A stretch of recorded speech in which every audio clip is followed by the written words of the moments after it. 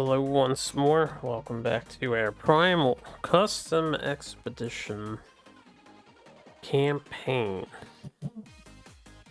We are on our final level 0 fight before graduating to those level 1s. There's still much to go and a lot of the game to experience. But I think we're gonna get started right away. Today, the last man monster, could be a woman. Last monster standing is Toramat. They were the last ones to be drawn. Oh yeah, I left their thing out. Toramat, number 2. And we shall get started here on this guy. So I didn't finish packing from last time, but hello everyone, hope you're doing well. Is he Bone? He is Bone. Good old Toramat.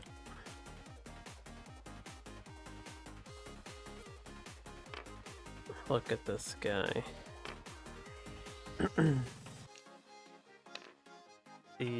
Definitely not. I didn't look up his name.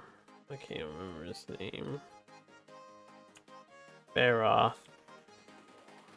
Yeah, I think it's just Baroth.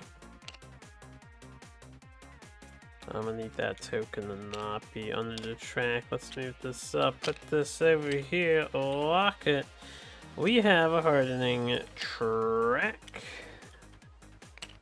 The hardening track does not have gizmo points, so we can add it now since we'll be, we'll be playing this a bunch.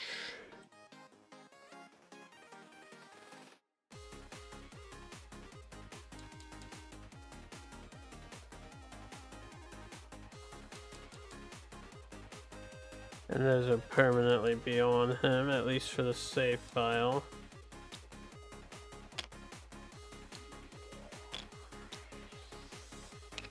Okay, it's good enough for me. This one's rotated an extra zone here. And so is that one.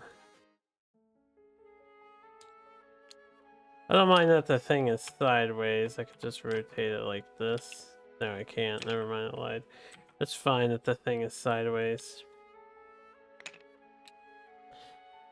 So we have made it. It's been a long road.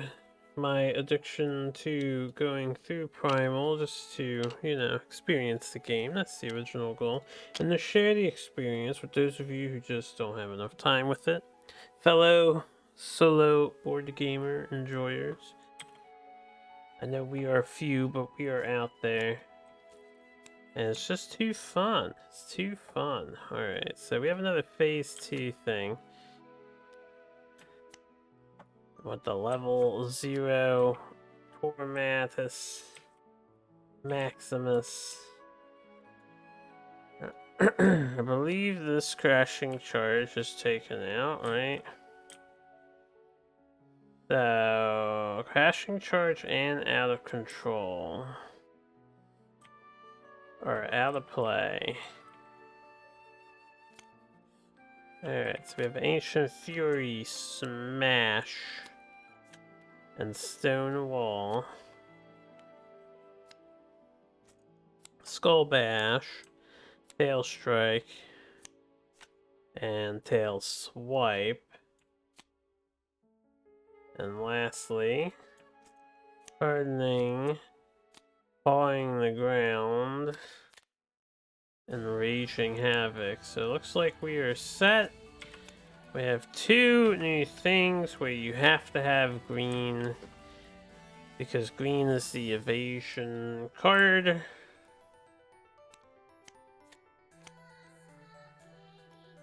I don't replace 2 random ones, right? He has dust tokens, special attrition cards, Yeah, remove 2 1s for these.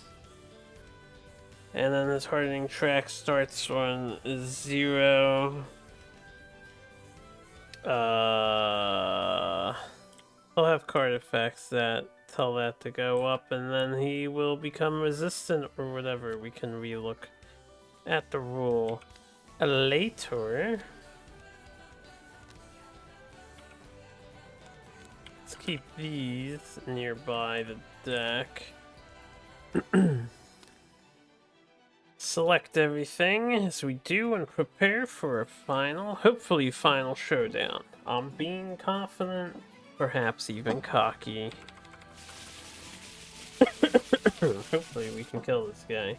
We're down an Alamore, we're down 2 Alamores. So we get 2 heals throughout this fight. And once again the monster will act on turn 1 because that is my luck. He will act twice over. And I don't remember at all what this guy does, so it's basically blind. 3, 4, 5. Not counting towards the hand limit. Oosh. Nice 6 cards for Thoreg. 2, 3, 4, 5. 1, 2, 3, 4, 5. And lastly, 1, 2, 3, oh my, 4, no yellow. Okay.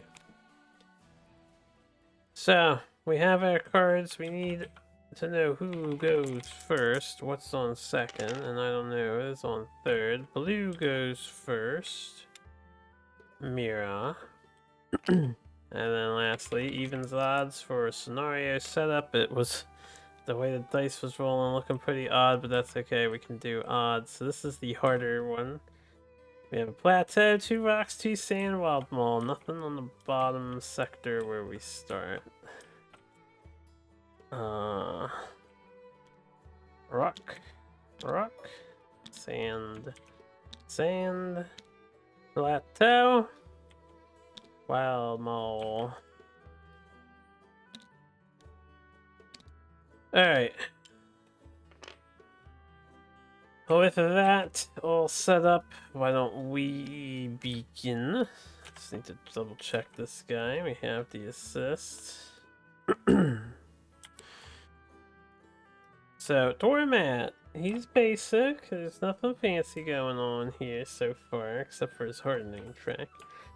Permanent. At the end of the round, a Toramat has 1 times player or more struggle. Increase the hardening level by 1. Granted skin. So 4. If he has 4 struggle, he gets hard. And then also permanent, although not until phase 2. At the start of a player's turn, that player may reveal 2 aggro from their hand. If they do, place a counter on this card. When there are 4 counters on this card, remove this card from the game and place Crashing Charge on top of the behavior deck.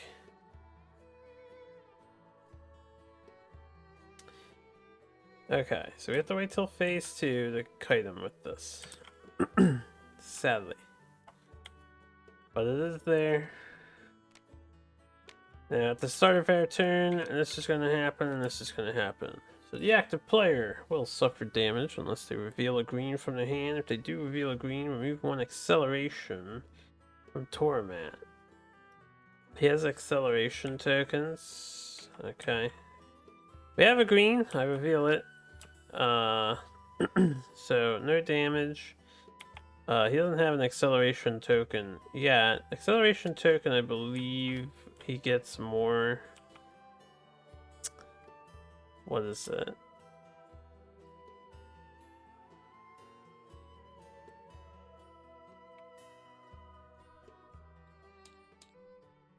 He gets more stuff. Struggle. During his upkeep phase. Yeah, for each token. Alright, so we need to be aware of that. Pawing the ground. Place a dust token in the rear sector. Max 2 dust tokens per sector. Toramat gets +1 damage until the end of the turn. Alright, well that helps deal with his struggle. We need +1 damage, we need a dust. And then dust again. You know, I should do an edit on this bag like I did with the others so I can remember what dust does. Dust? I don't remember what dust does. Why is it not here?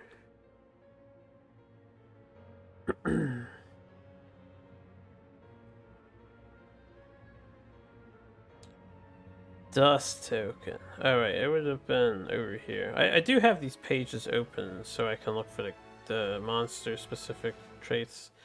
At the start of your attrition phase, you take a disrupt token for each dust in your sector. Alright, and at the end of the round, the dust settles. So that's what that is. We'll learn to read the book. +1 damage. For Toramat, we have a tail card, we have a rotation card, we have aggro on our character. So, what do we want to do? End of turn, start and tail, rotate. I don't have to worry about any of those happening, so he's going to be pretty passive if I stay in his face. We'll have to worry about the rotation. For the first round, at least.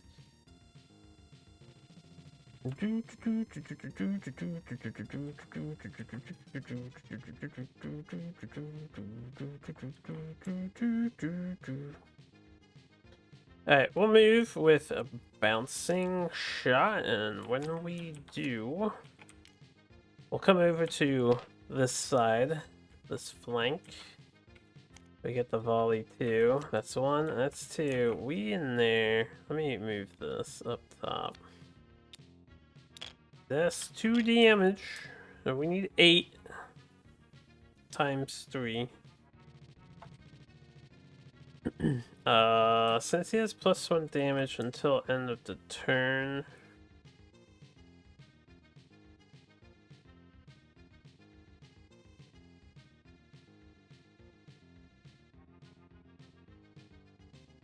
This is free. I have to play this. Then I can't play this. So we're kind of hoping we get a 1. This is green, so that gets around his personal cards. I have a taunt, and assist. I don't really want to use these, though. This guy has a maybe spicy turn.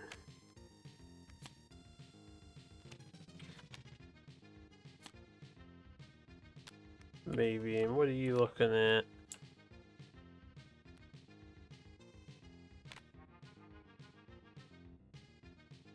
Well, I guess we can Iron Blast.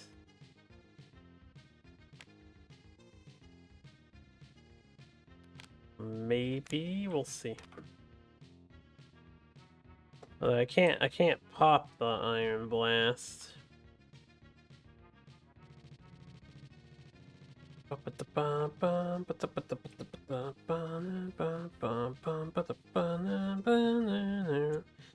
I kind of want an extra card so I can get this intuition out as well.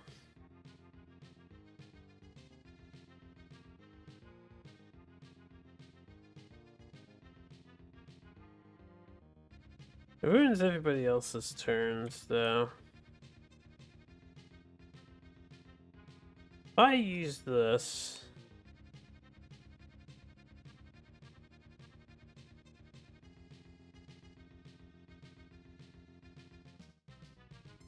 We move with this, we get another card back. Hopefully it's yellow.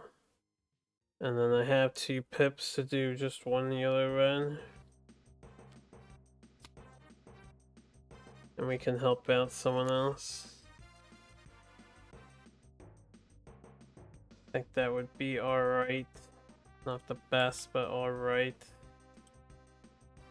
So we'll assist.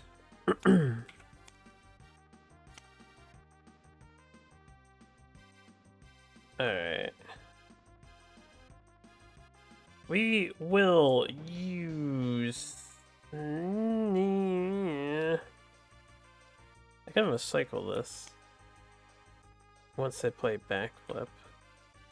I'll use Sneaky Glide to play Blinding Shot. So we're gonna do 2 damage and a volley. 3 damage. So we're at 5, but I'll just leave them as 1s for now because we're working with the 8 value. We'll backflip. When we play backflip, I'll recycle this card. Graceful Defense.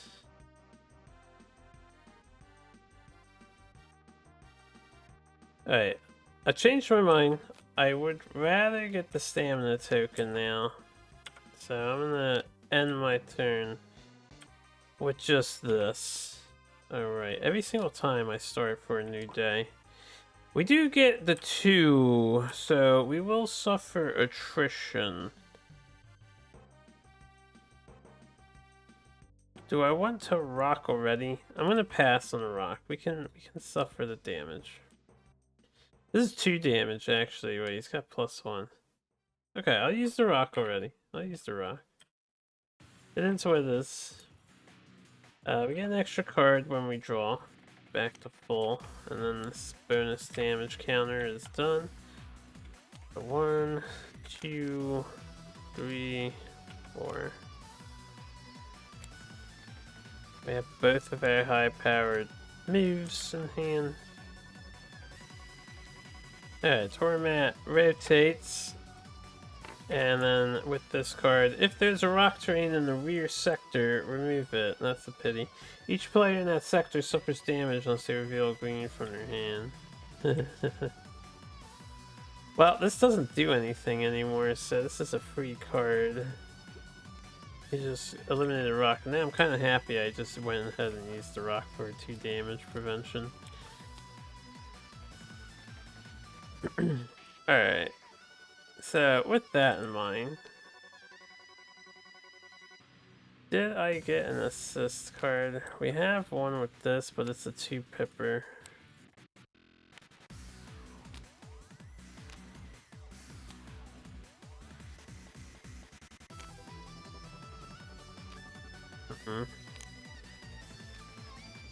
Alright. Leonor's turn. Leonor is going to move with Feint. We get to draw a card once we discard this one. We're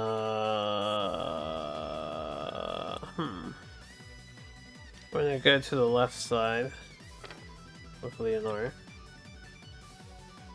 And I did get basically what I wanted.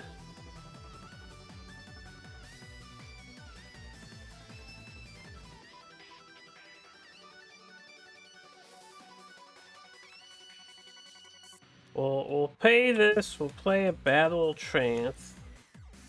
So this removes 1 struggle thanks to Sword and Shield's effect, doesn't do anything else. And then I will...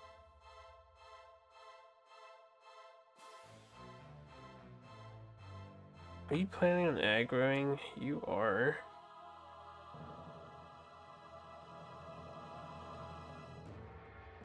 I think it's not worth it right now. It'll be worth it on the next turn. Once the... I might Heavy Smash and then Iron Blast on the next turn. So we can have the vulnerable ready for her. So it would be worth it to put Rapid Dash out now. So we'll do Rapid Dash. So we have that juicy +1 buff. We'll do 2 damage. We have aggro. And we get a counter on our cards. 2 damage. Counter on our card. Good old counter token. Okay. Keep this in their hand. That about wraps up our turn. There's some simple turns to start here. Another 2, which is sad. We will take the 1 damage. There's no rock here, which is also sad. 2 2s are gone though, so there's only 1 2 1 3 left. And then the rest of the deck is 2 green ones, 3 regular ones, and a 0.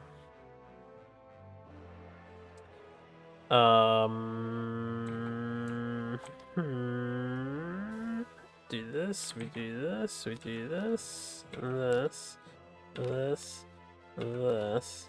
Resilience card.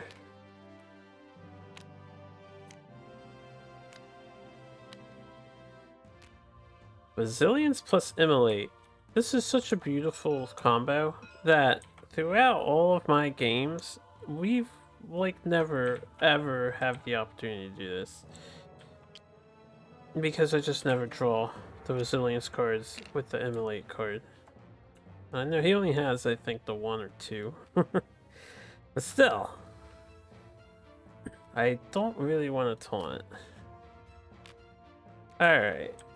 It is a rotation happening because he's going to the new aggro player since we drew aggro. So each player in the rear sector suffers damage unless they reveal a green. Ah, this one targets flank sectors too. We actually don't have a green, so we will suffer 1 damage here. That's okay. Now we have a rampage effect.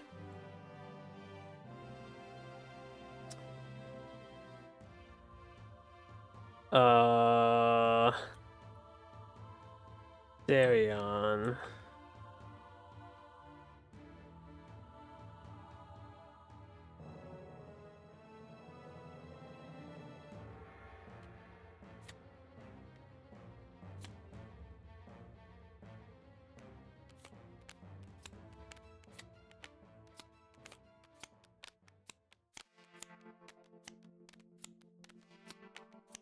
Debating. Debating. Debating. Debating.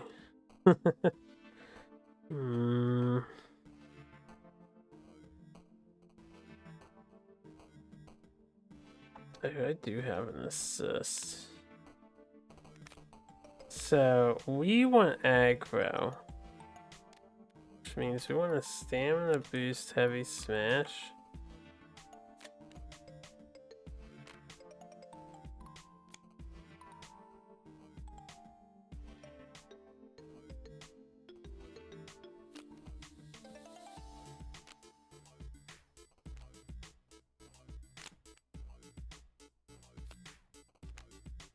I have to keep tenacity. If I assist Darion so he has a better turn now, we have a really shitty turn overall with Thoreg.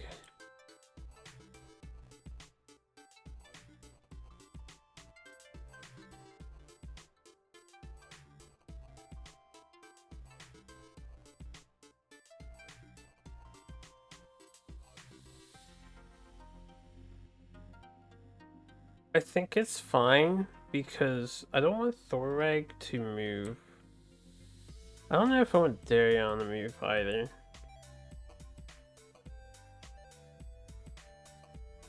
So what we will do is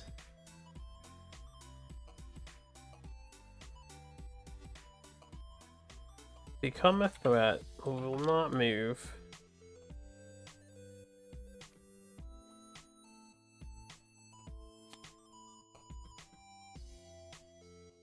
I'll retreat to draw 2 here.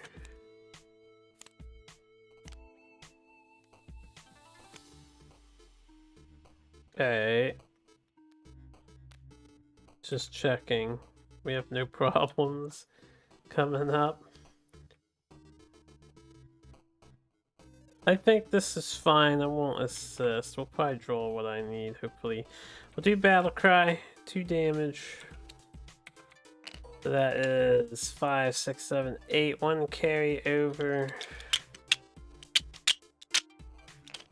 1 wound over the course of 1 round. Berserker status enabled.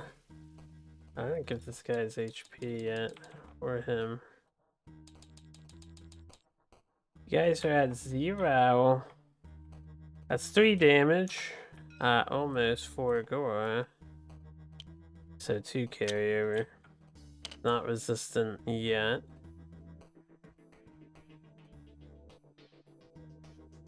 Alright.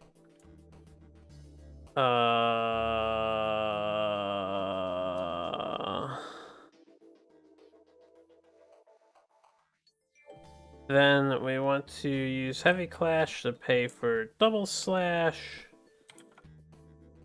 So we get to draw for Berserker. We get to do 4 damage and remove a struggle thanks to Greatsword. So this is a 5. And then I will... Oh, I'd rather keep that, but it is what it is. There's no way I'm not doing this. We're going to... Wait, I can keep it. I forgot. My next red card is 1 less. Also, we earned a counter on Relentless Assault. So, we get to play this for free. This is an aggro card. Another 2 damage, another card draw. 3 damage. Right, so the 4 damage, I missed another one. It should have been 5 for the last card because of this. Overall, we got an additional 3, so it should be 3, 5 is 8, 11. Right? 5, 6, 7, 8, 9, 10, and the one that we needed before the wound is 11. Just making sure I'm all good.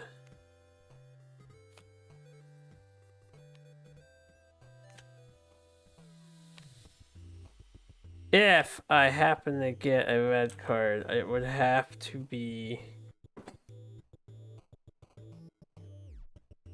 like a 2-coster. If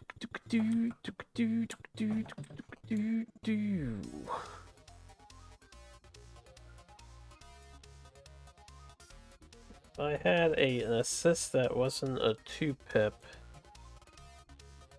I would assist my man.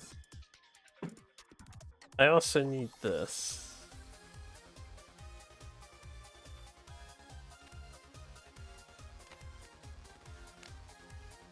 Because this hand is really strong. As much as I would love to, you know, proc Relentless Assault right now with Greed, I think there's advantage to ending the turn and getting a stamina pip as well. We do block the 1, so no attrition damage. And 1, 2, 3. Wow, I actually would have had it if I had assisted him. It's nuts. Well, we can get it next turn, and we can get vulnerable going. And we just gotta eat through our deck. So, good draws. Okay, that is his turn. This guy turns around.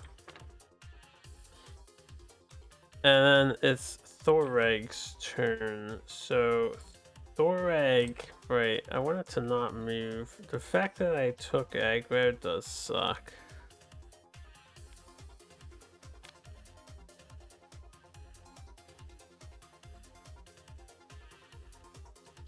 Oh no, I needed a card to move. I needed to move, right? Yeah.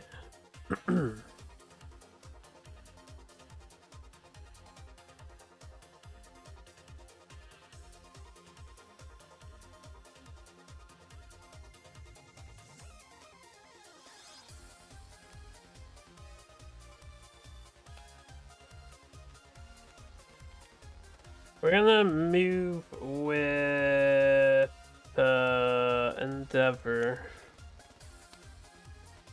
We'll move towards Mira's side.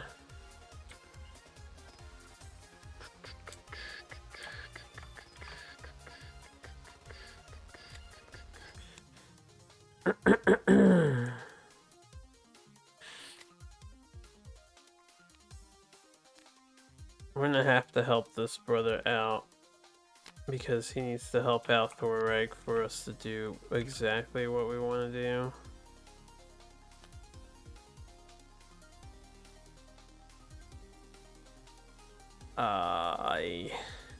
Not the card I want to see.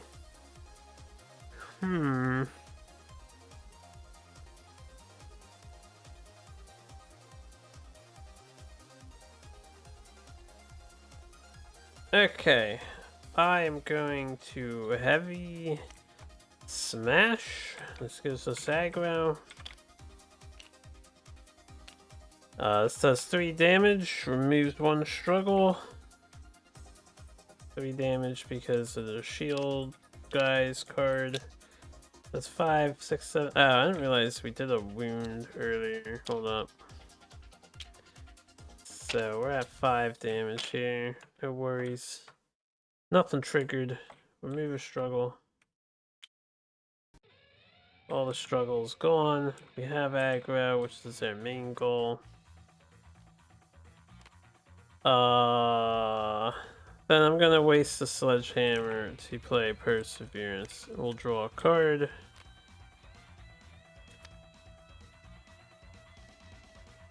Fortunately, I have to play this first. This is fine. We'll end the turn.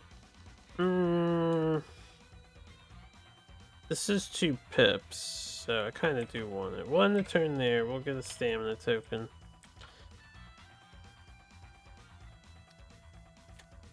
I messed up something. Darion was threatened. He should have drew 2. So he got a 1 and a 0. He took no damage. And then their guy is taking a damage. So that's fine. At least we figured that out. And corrected it. Toramat will turn. And then the end of the round will happen. First we discard these. I draw up to 6 because tenacity. Ooh, rapid blow is a good draw. Now, honestly, I don't want to spend the rapid blow because I need stamina to do stuff. Because I need 2 to move. That's the main thing. And then, end of the round. Increase the hardening level by 1 unless the aggro player discards a blue from their hand. And if Toramat is hardened, it gains 3 struggle.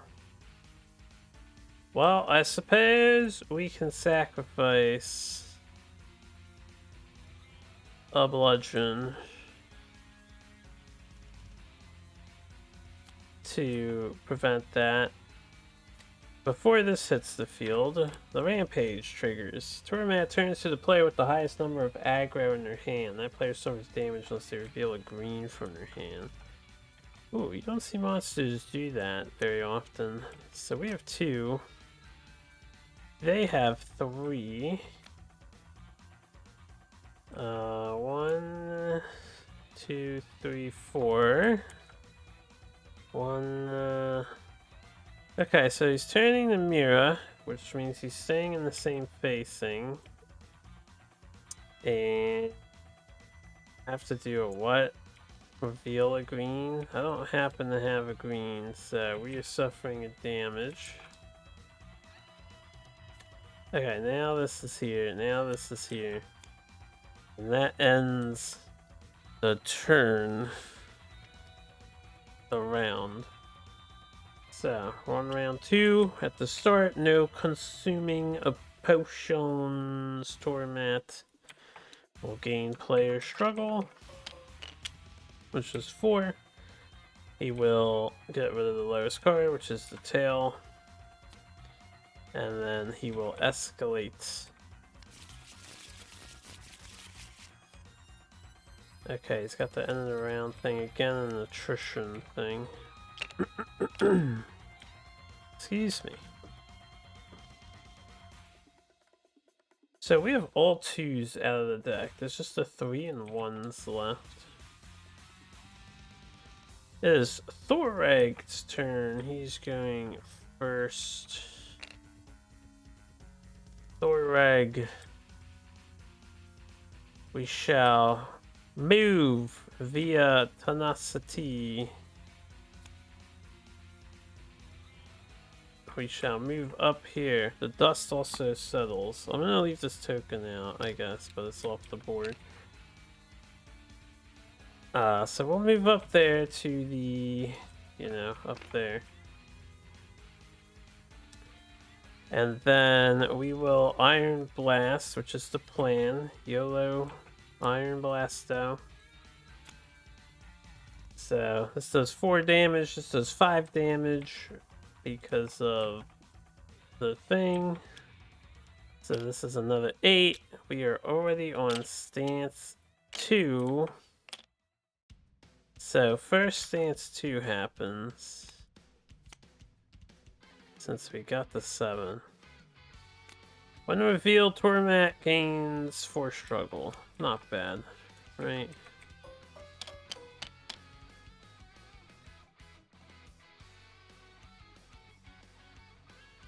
This is a 9.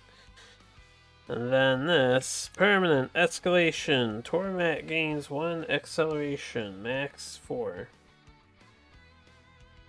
Every time he escalates, he gains an acceleration token. And we can do this to put Crashing Charge on top of the behavior deck. At the start of a player's turn,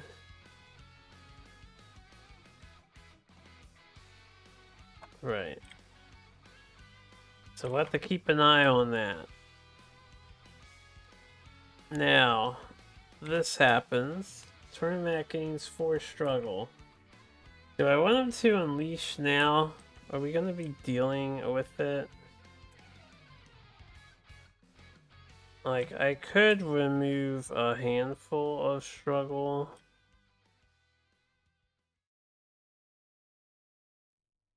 Not really much. So I will prevent this from happening. We'll cancel that behavior. Then we do the attrition step. We want the 3. We get the 1 green, so we suffer the attrition damage. We get to draw a new hand here. Technically, we don't have this hand yet. It's at the end of the attrition step. This happens. Increase the hardening level by 1, then if Toramat is hardened, it gains 3 struggle. The active player suffers damage unless they have a green in their sequence. I did not have a green in my sequence, so he lost the struggle to pay for the boost effect. The hardening level goes up by 1. We're going to want to prevent the attrition card in the future. And he had 0 at the end of the round, so he didn't harden. Let me get the hardening track. They become hardened, right? Hardened. No excess damage, cannot be stunned or confused or vulnerable. Speaking of vulnerable, I forgot to add that to his sheet. That's the reason why we did such a poor turn. We are suffering a damage as we do not have a green in our sequence. Alright, and then the rampage is back. What was the rampage again? I forget. Anyway, we're gonna get on the plateau. And Toramat's gonna turn towards us. So, I think it was a worthwhile turn. You have an assist, which might be important. Took a lot of damage there, though. But overall, worth. He did rotate. This was out, right? What was the previous card? Yeah. Okay, so when he rotates, each player in the rear sector suffers damage unless they reveal a green. So Darion, he doesn't have a green in hand, he will suffer damage. So we probably want to start keeping greens in hand. I'm not going to prevent that card, because I might prevent this card. Turns to the player with the highest number of aggro in their hand. They suffer damage unless they reveal a green from their hand. I believe that's her again. She still has 4 aggro cards. And the only one who could compete with that would be him, and he doesn't, since the other 2 players have the same hand. So I will cancel this card to save on some damage.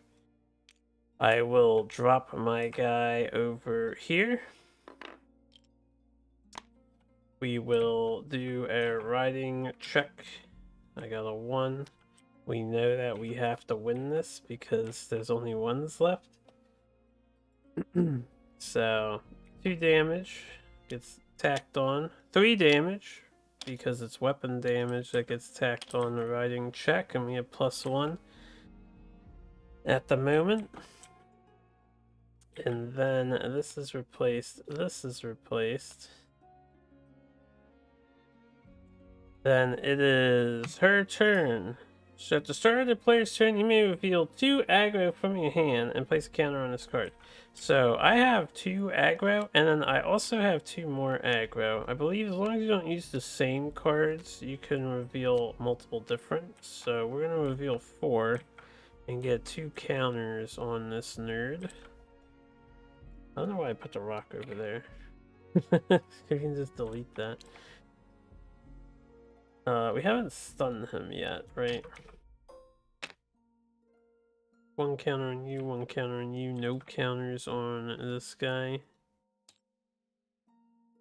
My first turn was a fucking heavy smash and then put a thing on.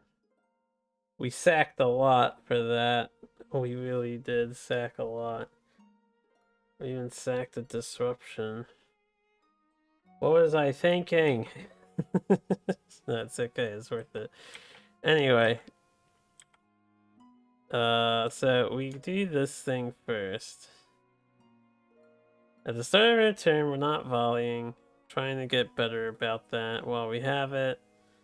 So it's our go. We want to move.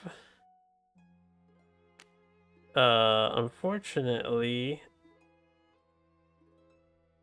I actually don't want to move yet.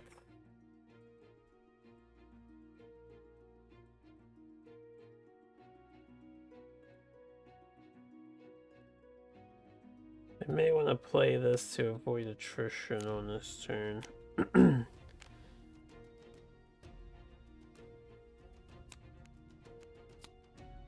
This deals more damage. So it's going to be 8, 9, 18 damage coming in on this guy. 18 damage.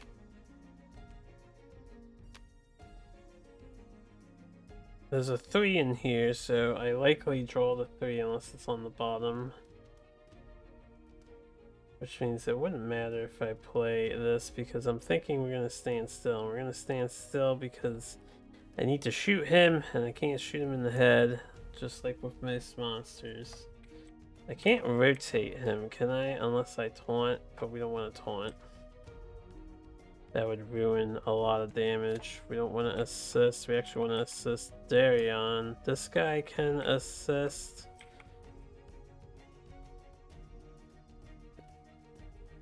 But should assist Darion. So we're going to become threatened. We're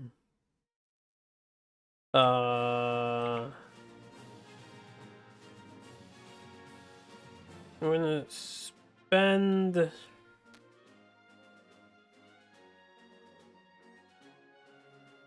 You don't proc anything, right?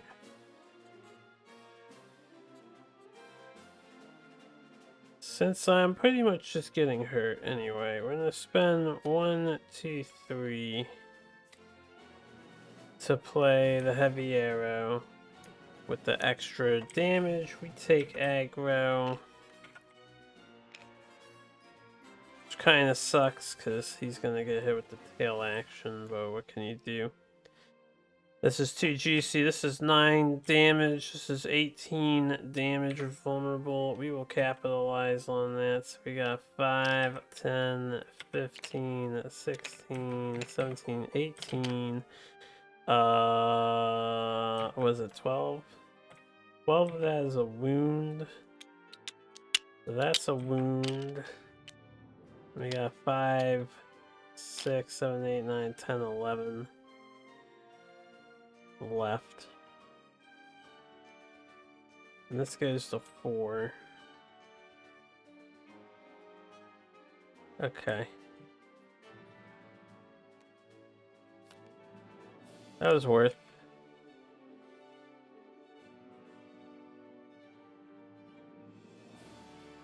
And then I will... Should I just say fuck it and shoot the deli shot now too? I'll volley. Almost forgot about my volley. It's 1 extra damage, which is 12, right? Yes, so that's another wound.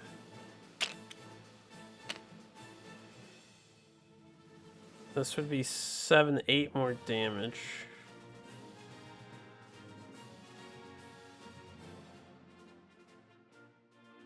Eight more damage is like 3/4 of another wound. Almost 3/4 of another wound worth to dump my hand for that.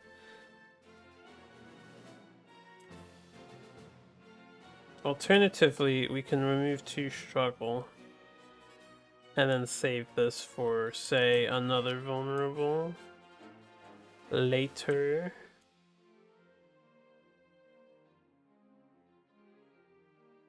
Although I'm gonna use this vulnerable up on himself ideally. Save this for later. If I take out 2, we take out 3.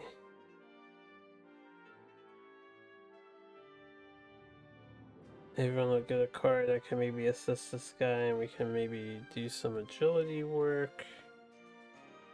I need 2 to move, is the thing. Might actually use my last breath to move.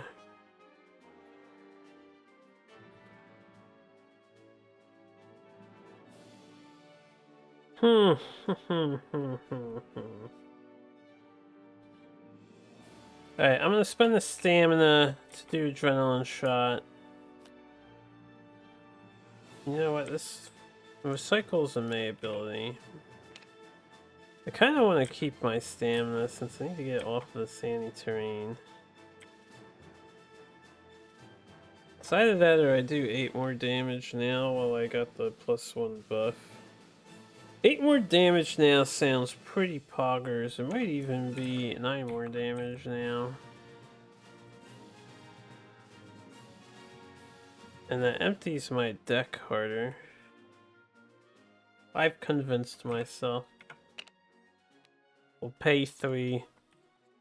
We'll do deadly shot. 9 damage. 2 for base. +5. +1.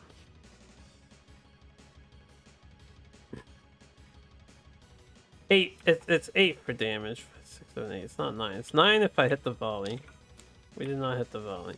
8 for damage. You fool. Okay, and then I get punished. So we did not move.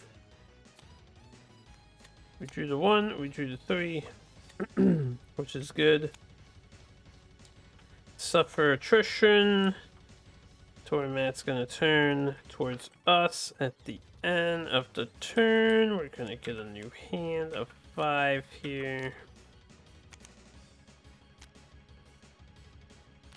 Okay. At the start of the turn, Toramat is going to activate the tail sector. The active player discards an attack from their hand. Well, that just smarts, doesn't it? Can we cancel this? I can assist him.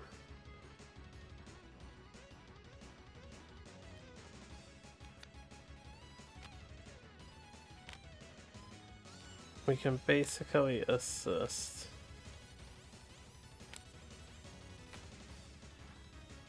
Let me think about this. I don't benefit from my own. Well, I wasn't going to anyway. We'll put that aside.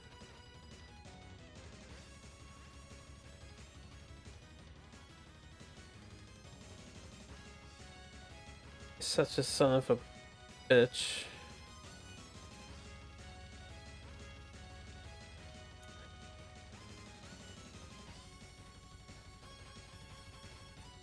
Resilience is damage from monster.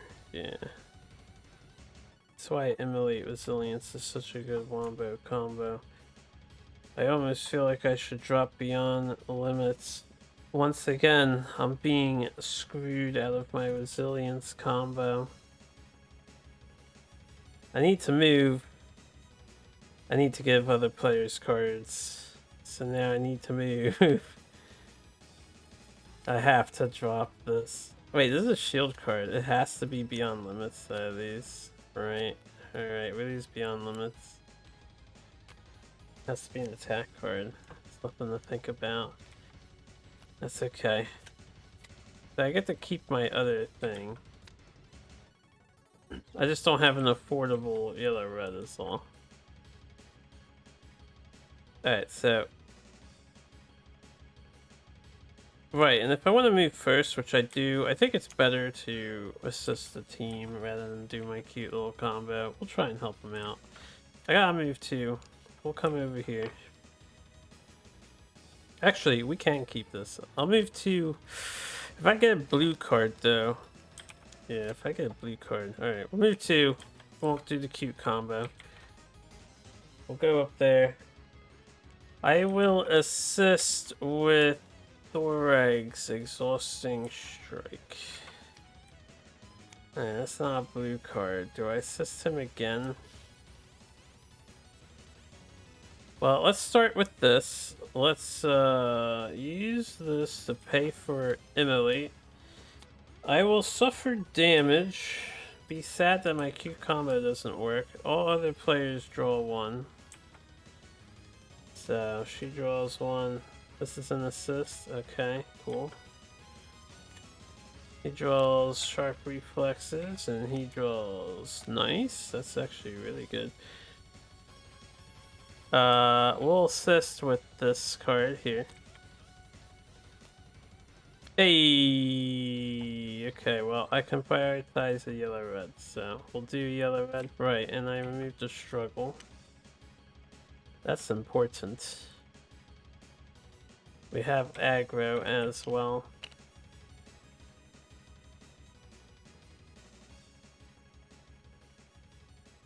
And then we'll just do shielded strike.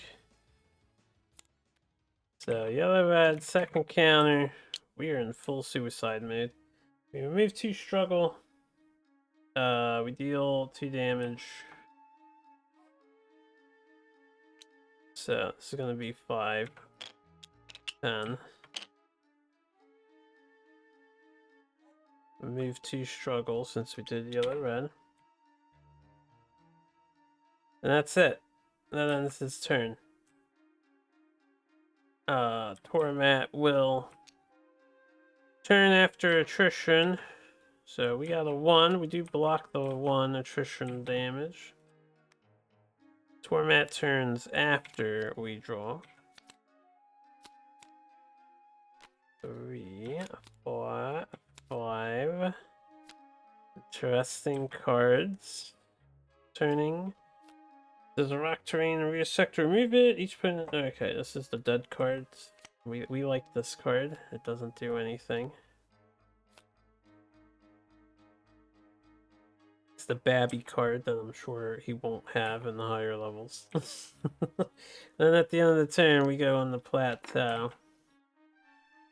I would not cancel that card, obviously.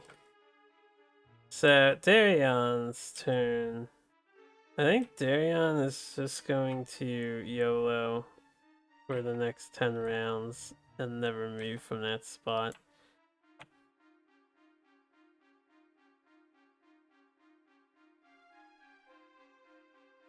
I need to draw aggro, which I will.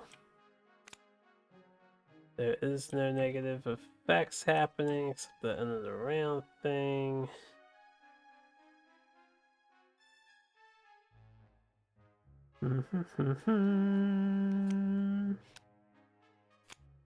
I need a blue. I need a blue. Hey, remember you have a pip.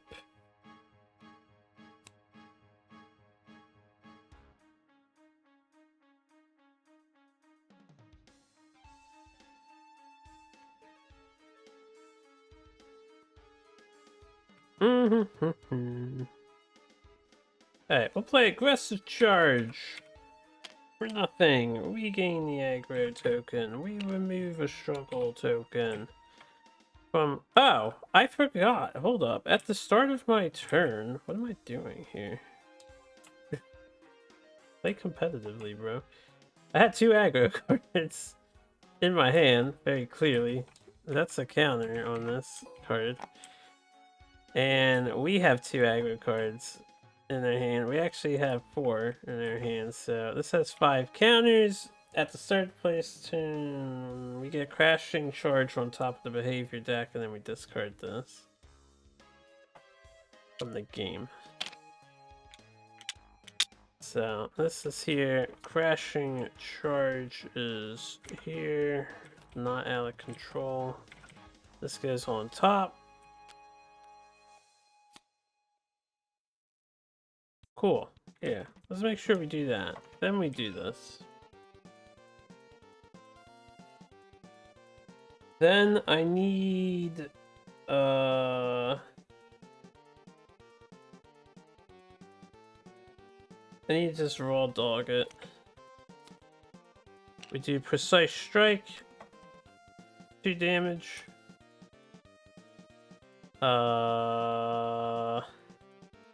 Actually, tell you what, we'll make it 3 damage. I'll assist him before so that we have attack plan active for this whole next round. So this will be 3 damage, which is a wound and 1 carryover. We're down to 4. So we're already on stance 3. This is good for us. Before I forget, he's vulnerable. And we draw a card for the assist, and we draw a card for the precise strike. So, a little greedy here for the extra damage. Place out of control on top of the behavior deck. Remove the plateau terrain from the board. I should have used it. No! I forgot he does this. I could have gotten 2 damage in, maybe. Out of control on top of the behavior deck.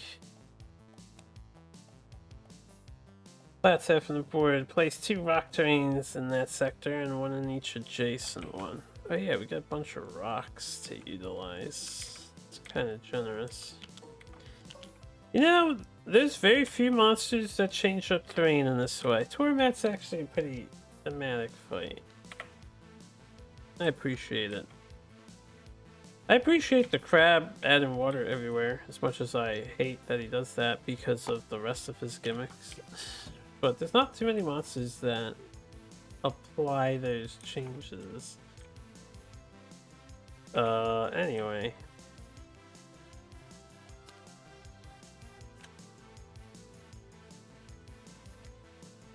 Does he not have a tier 3 thing? Well, time to go to the card list to make sure. Just to be thorough. Thank you to the individuals responsible for putting this card list together. It is a wonderful resource to have. Absolutely wonderful. Toramat. Alright, Toramat has Granite Skin, Rising Fury. Yep, 2 perils and then a Crash on the Rocks objective. So he's definitely a pretty basic monster. Alright.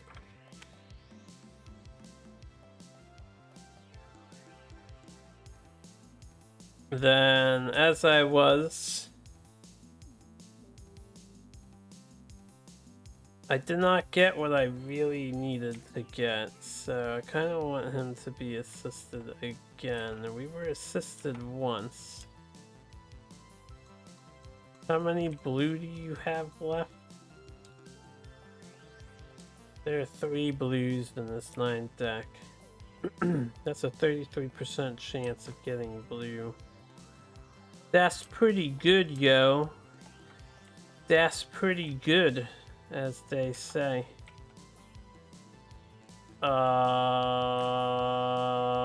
Let's do the assist because it'll be worth. We're gonna get the blue. I told you. Hot diggity. We're gonna use quick attack to pay for jumping slice. So that is 3 damage from quick attack. 2 plus the 1. This is gonna be some fat DPS. What is he at? Is he at 16? Oh, he's still at 3. He has 2 damage now instead of 1 damage though. I need to keep that in mind. That's a huge change. This does 3 extra damage. So that's 5, that's 6, times 2, that's 12 damage. Big damage.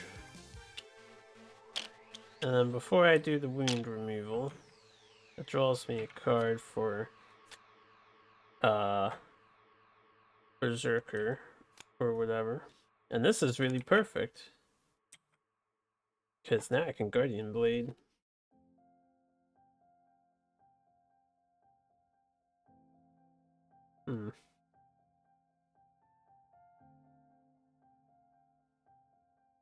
Perfect, perfect. I did that damage calc right? Oh, no, I didn't. We did more than 12 because this is red. We got +2 and a struggle. So I'll take away struggle. The +2 means we got +4 because of the vulnerable. So this is 5, this is 6, 7, this is 8 for this. So 16 instead of 12.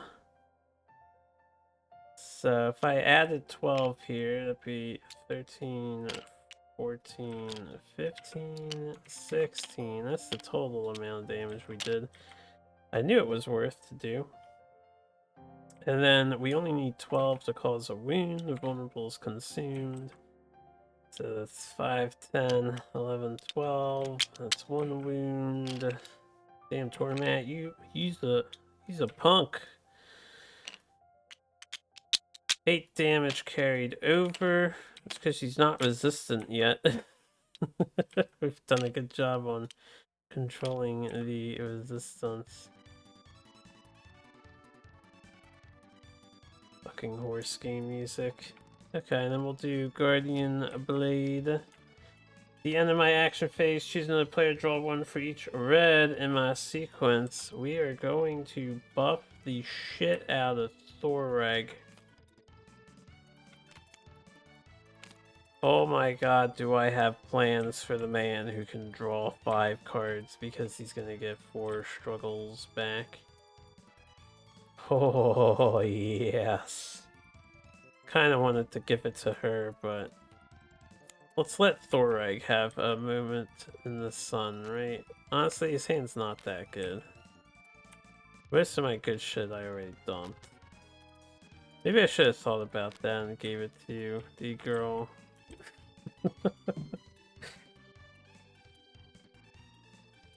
Okay, that was an amazing turn. So that ends our turn. We are a threat. So we draw 2. There's a 2, there's a 1 green. We don't have a green 1 or 2 of these defenses, so we will suffer 2 damage.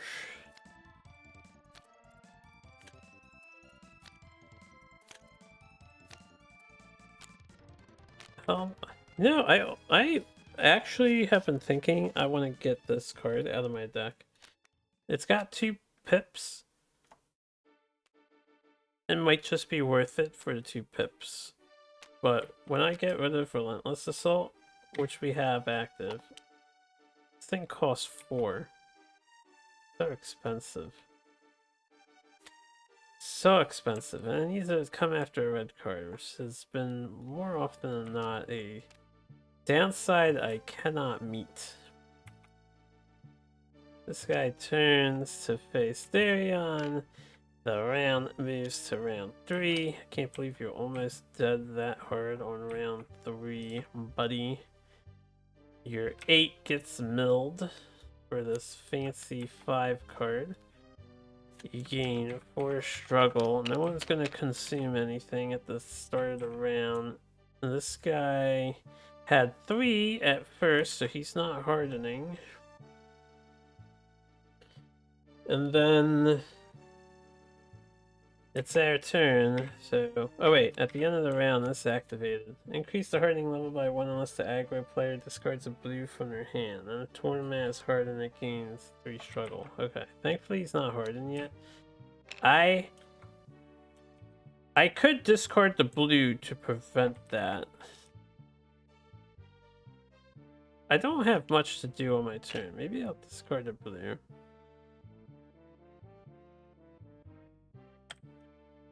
Because this is after we draw cards, so we do have these.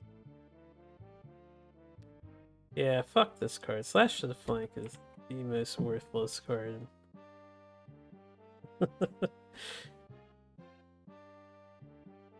At least at the moment, it's the most worthless card. We'll mitigate that. This is here. This activates at the start of the round. Place dust token in the rear sector.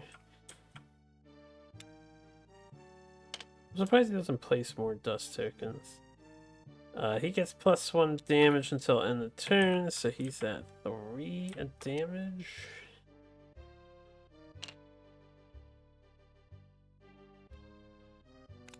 And then he escalates. So he escalates, he gains an acceleration token.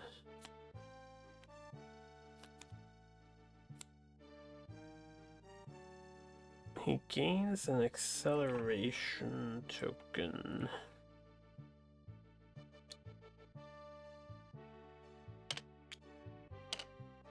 Okay, now it's my guy's turn. So I kind of want to keep Thwart. I literally can't do anything to help anybody or help myself. I think we should move here so the tail is here. This way only Leonor gets affected by the bullshit if it's the one that hits on the flanks. So with that in mind, I'm gonna use Master Strike to move. We'll come into the sand pile here. And then I'm going to play Dragon Dash. We have our mastery, so I can play Counter Strike for free. And that's it. That's the turn. Full defense. We're not a threat anymore. None of these are aggro cards. So we draw 1 of these. We got a 2. We have 2 defense cards, so we smile. Chuckle heartily at the monster's vain attempts to injure us. And then go, oh, as we suffer weapon level damage for fatigue.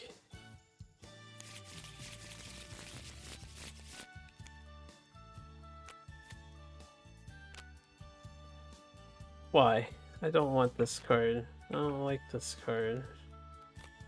Why must it be that card? And how did I get Counter-Strike back again? That's bullshit.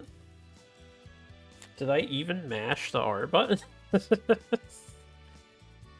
Alright, his turn really sucked. I wanted an assist card to help him out further, but whatever. This guy rotates. This activates. Each player in your sector, so flank sector suffers damage unless I reveal a green. I has green. Green I has. So nobody suffers damage, and now the +1 is gone. This is here, so this is the good rotation one. Thorag's turn. So the first thing Thorag really wants to do is get out of this terrain. Oh, you know what? When that behavior is revealed, I'll discard this to move. This way I don't have to discard 2 energies. We'll come down here. I don't need to be at the top. I got HP. And then I'll just become a threat, because I literally don't care against Toramat if I'm a threat or not.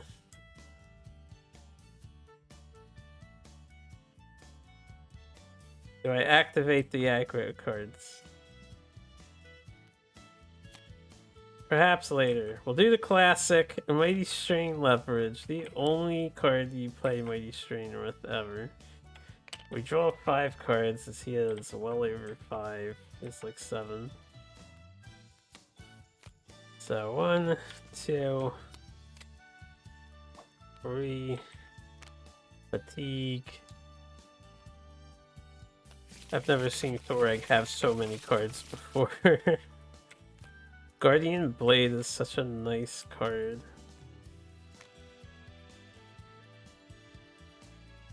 Alright.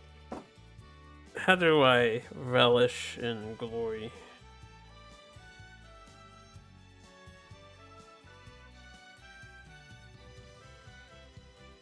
We can draw more cards. Activate the 2 aggro cards and see what happens, because we're going to need to. I could Concussion. I believe this one is the bad aggro card and this is the good aggro card, right?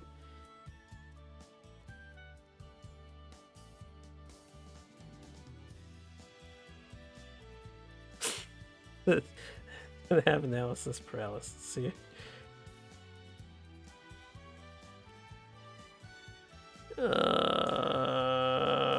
Man, I really want a fucking sledgehammer. I want a concussion, right?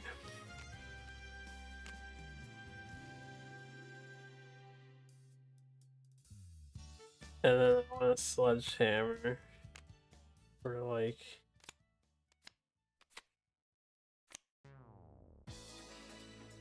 Well, I want to keep this. So it'd have to be 1, 2, 3, 4, 5. Fortunately, there's no vulnerable. He's just so close to dead that it seems worth it. I can probably get a better utility turn if I draw for my allies. We could frontal assault instead of sledgehammer. In fact, we don't need to be the DPS. Because we have so many stuns, we could frontal assault into knockout. So sledgehammer can pay for this. We could draw 2. Just to see if I get better pips. I get 3 more cards, right? So it'll be concussion, frontal assault, knockout. Keep this in hand. This pays for... Alright, this can pay for concussion. This we keep. Oh god. I'm trying to set up my turn here without assists if I can.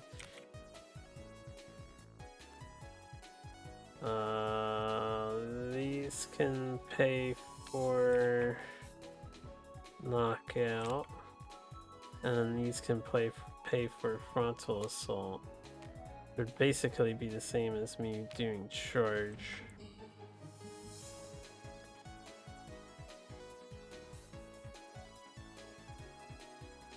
Okay, I like it. Who has 2 red in their hand?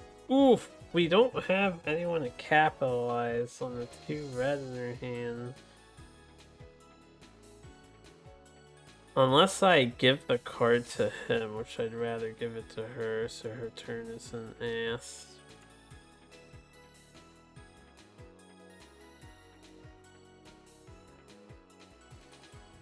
I should have, She doesn't have any red cards left, I'm almost certain of that.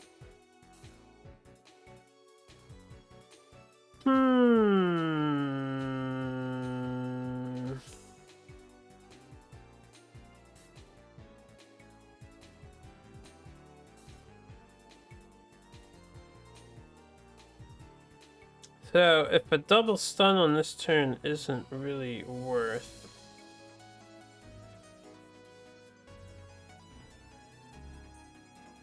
and a single stun isn't super worth, what I could do is charge instead of concussion.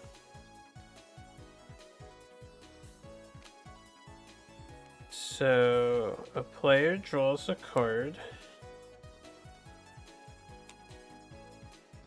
Sledgehammer. Just for some damage.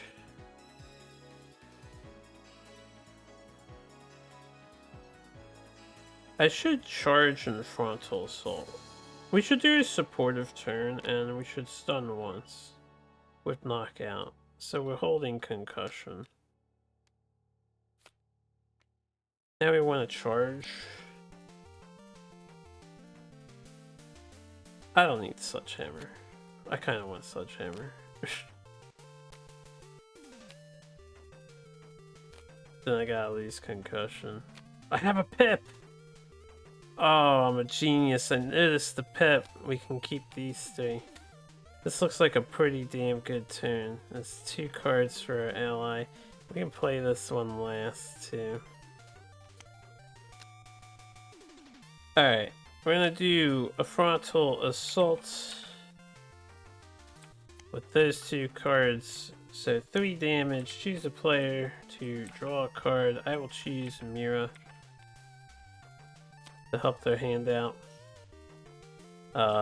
This is 3 damage, right? So 9, 10, 11.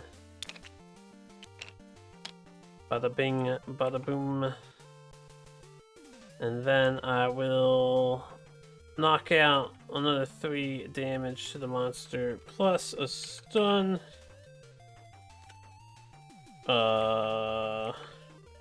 1, 2, 3. It's 5, 6, 7, 8, 9, 10, 11, 12. That's another wound to carry over. And he only has 24 HP, 22 HP left. Easy battle. We will stun this. Was it this one? Now I'm doubting myself.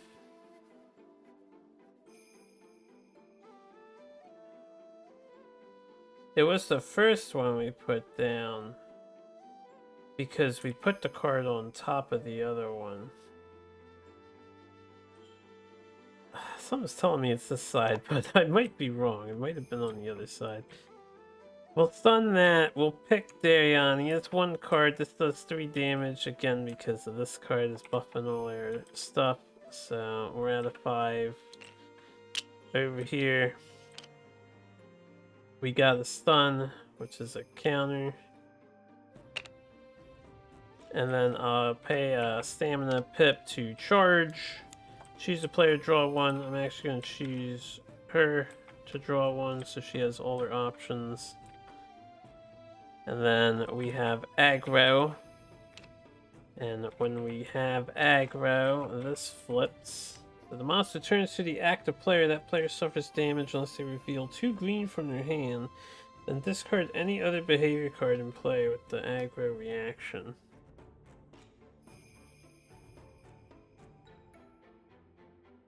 Would this still discard this when technically they both activate at the same time?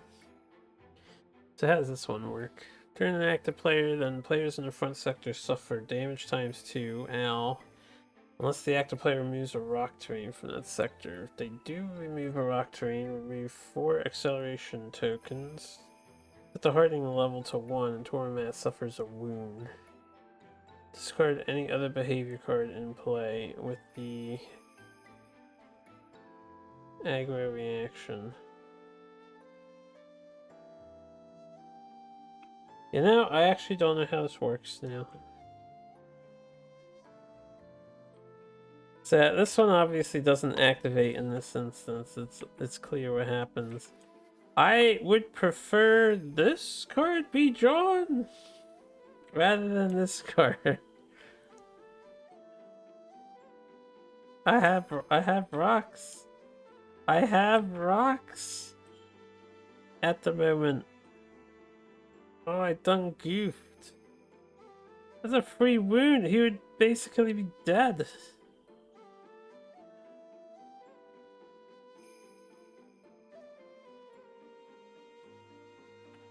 Alright, well, I don't have...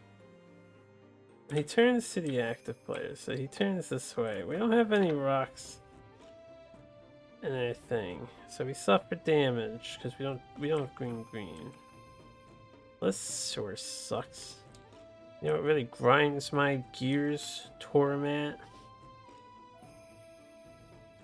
Alright, and then this is discarded.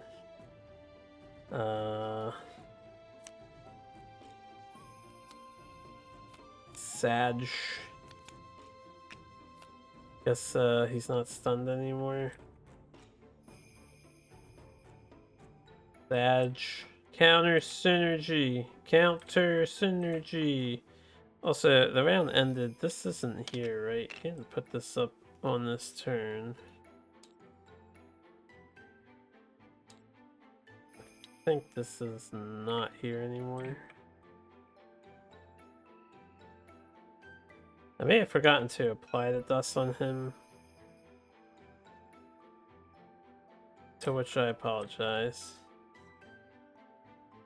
Pretty sure he did suffer damage anyway. Or the dust was put there earlier in this turn and I'm just not remembering now. Well, I shouldn't look at the deck. I forget what card does the dust. It's the tail card, right? No, it's the head card or something.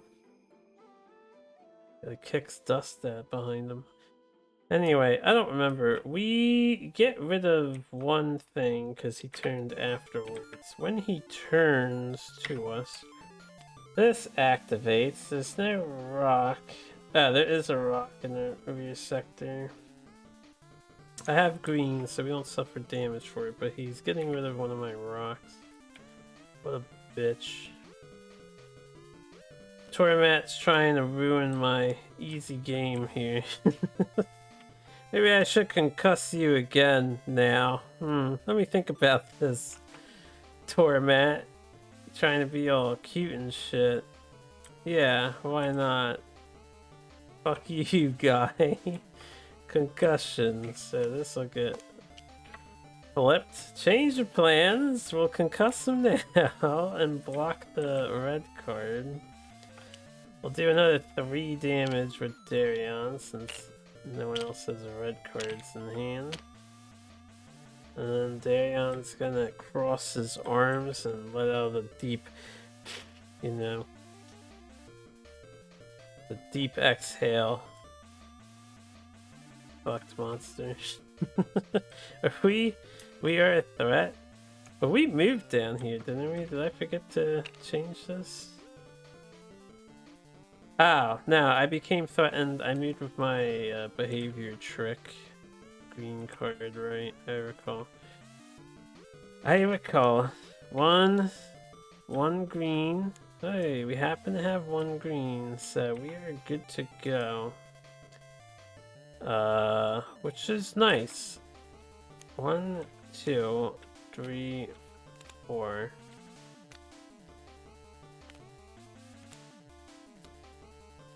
basically tapped ourselves out for that turn. That was a nice turn, man. I appreciate that. Great work. We're aggro, yes. So he will continue to face us. It is Mira's turn. We emptied our deck. This got set, which means she volleys 2 at the start. We suffer fatigue damage.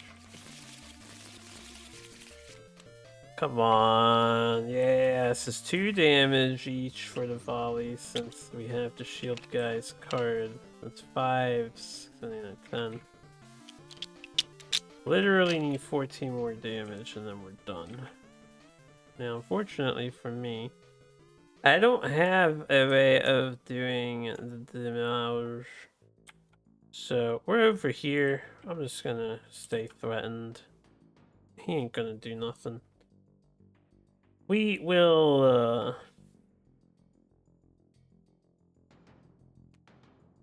I will discard this card. And I will discard this card to play evasion. So we're gonna draw 2 cards for this and 1 card for swift deflection. So 3 cards in total. Well, isn't this just wonderful? You love to see it.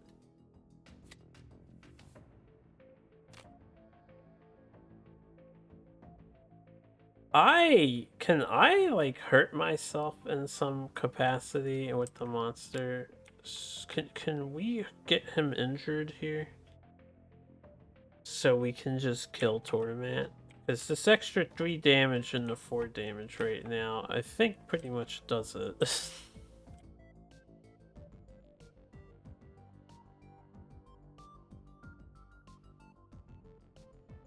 I could cast this to actually volley. We could cast it after acrobatics. So I'm gonna pay 2 for acrobatics. I'm gonna pay 1. Yes, I'm aware which card that is. I don't think it matters at this point. We're gonna rapid burst. This gives us aggro. And then procs acrobatics. So just to be fancy, I'll move over by Leonora. This gets rid of the threat. And then we draw 3. We volley 2. That is 2 more damage, which is another wound. 12 HP to go. This guy is a chump. Alright.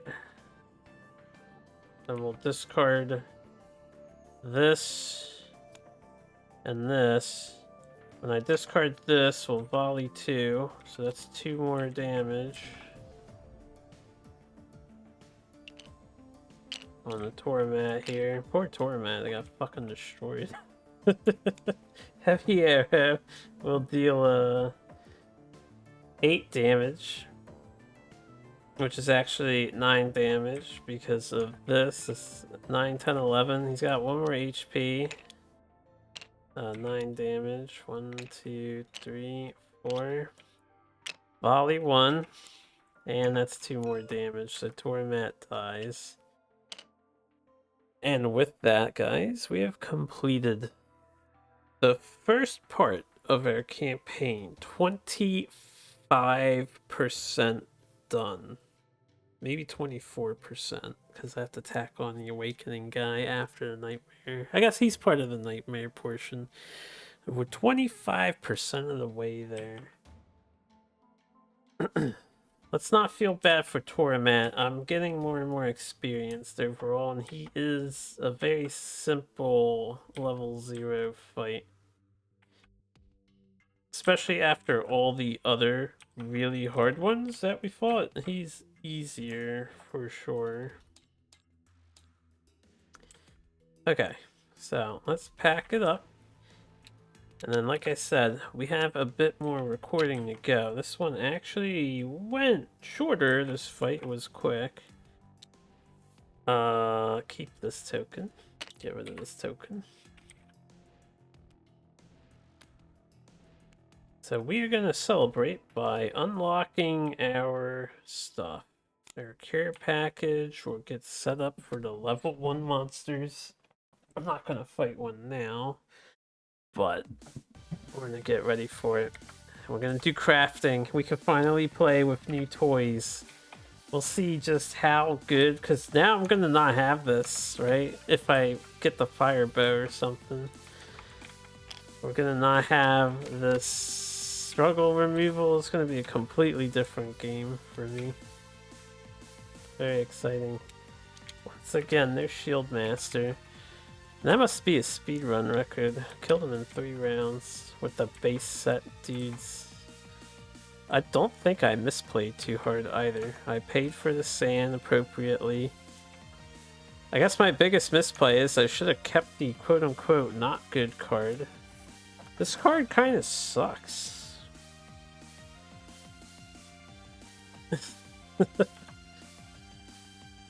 Like, crashing charge or crash on the rocks. Yeah, crashing charge.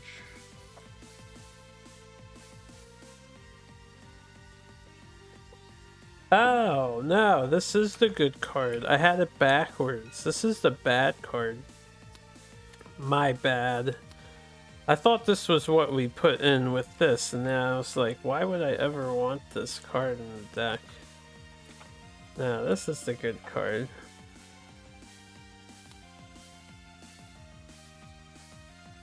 Assuming you control the extra rocks really well on the harder versions, that's 4, possibly 5 or 6 wounds you could deal with that card. You just have to get the phase 2 and then draw it a couple times. Anyway, this goes here, this goes here. I'll keep those 2 separate. Then we have key, key, circle, circle, sword, sword, circle, key, sword, key, and one of these piles we will not see again for the rest of the campaign because they get replaced with a new icon. We'll have to pay attention to instead. Yeah.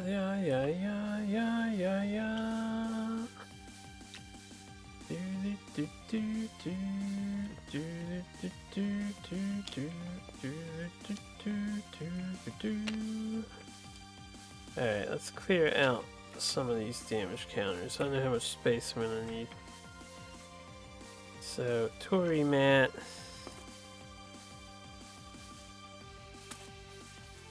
First, we get our regular rewards once we put everything back.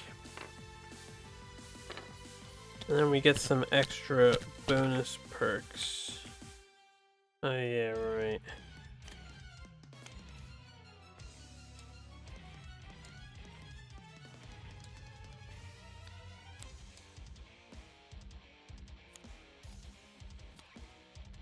Oh, man, we're gonna be fighting through all the other monsters again. Level 0. We gotta win. Okay, so everybody here. Can I, we can probably do this, right?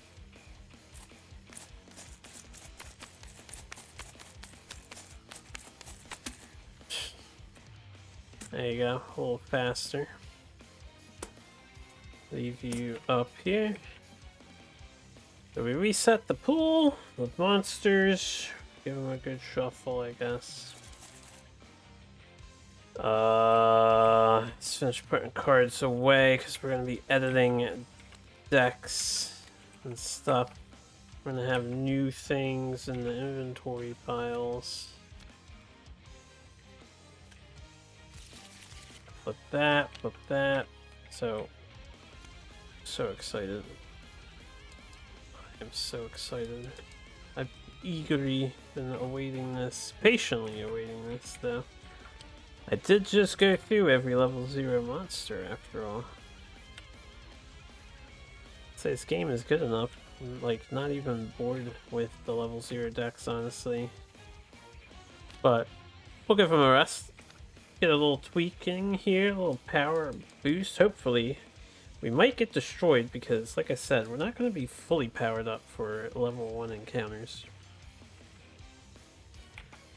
Okay, let's get our rewards. So first, basic stuff. We got blue and green. Getting some scraps. Go green. Nice bone. Kind of wish blue got that. What's in this bag? Oh yeah, the forges. Eat ride. I guess he has 2 bone. She has 2 bone. Element of bone. Red.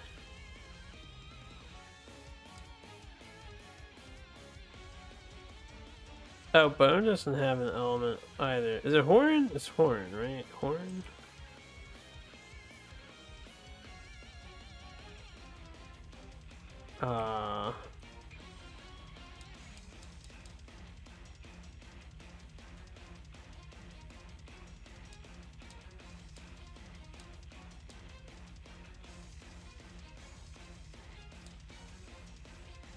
Are they horn? Wait, does it say on the thing over here? It's fire. We say horn. Coral, crystal, lightning, metal, poison, ice, feather, dark, fire. Yeah, they're horn. Bone is horn. Bone is horn. Why am I calling it bone?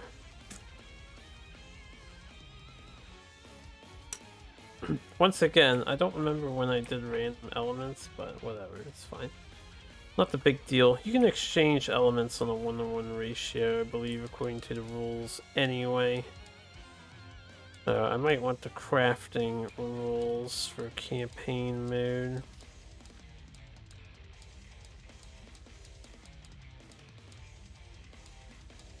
To the after glossary.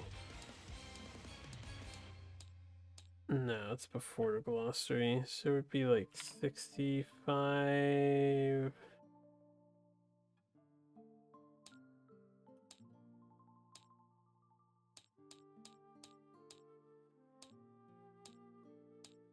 So using the crafting rules.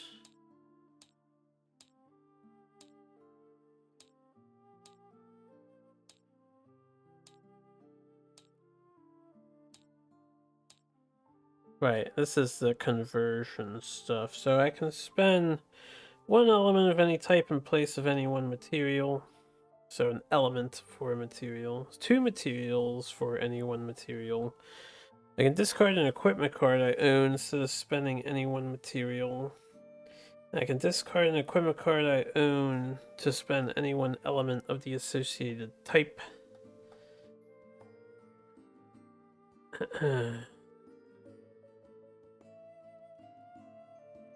Yeah, that's what we can do, and then we can trade with each other. Equivalent 1-to-1 exchanges of the same category. So we have that. I still need the plants. Please give me some plants. Yeah, okay. Take 50%. So our rolls are gonna get. Whoop, I didn't mean to do that. Our rolls are gonna get sweeter. To Nelia. For you. And Silicornia. Siliconera. For you. This guy actually has plants out the ass. Can we make something with Silicornia and Albalacia? No, right? Siliconia is the pink and the blue. The light blue. Yeah. Light blue.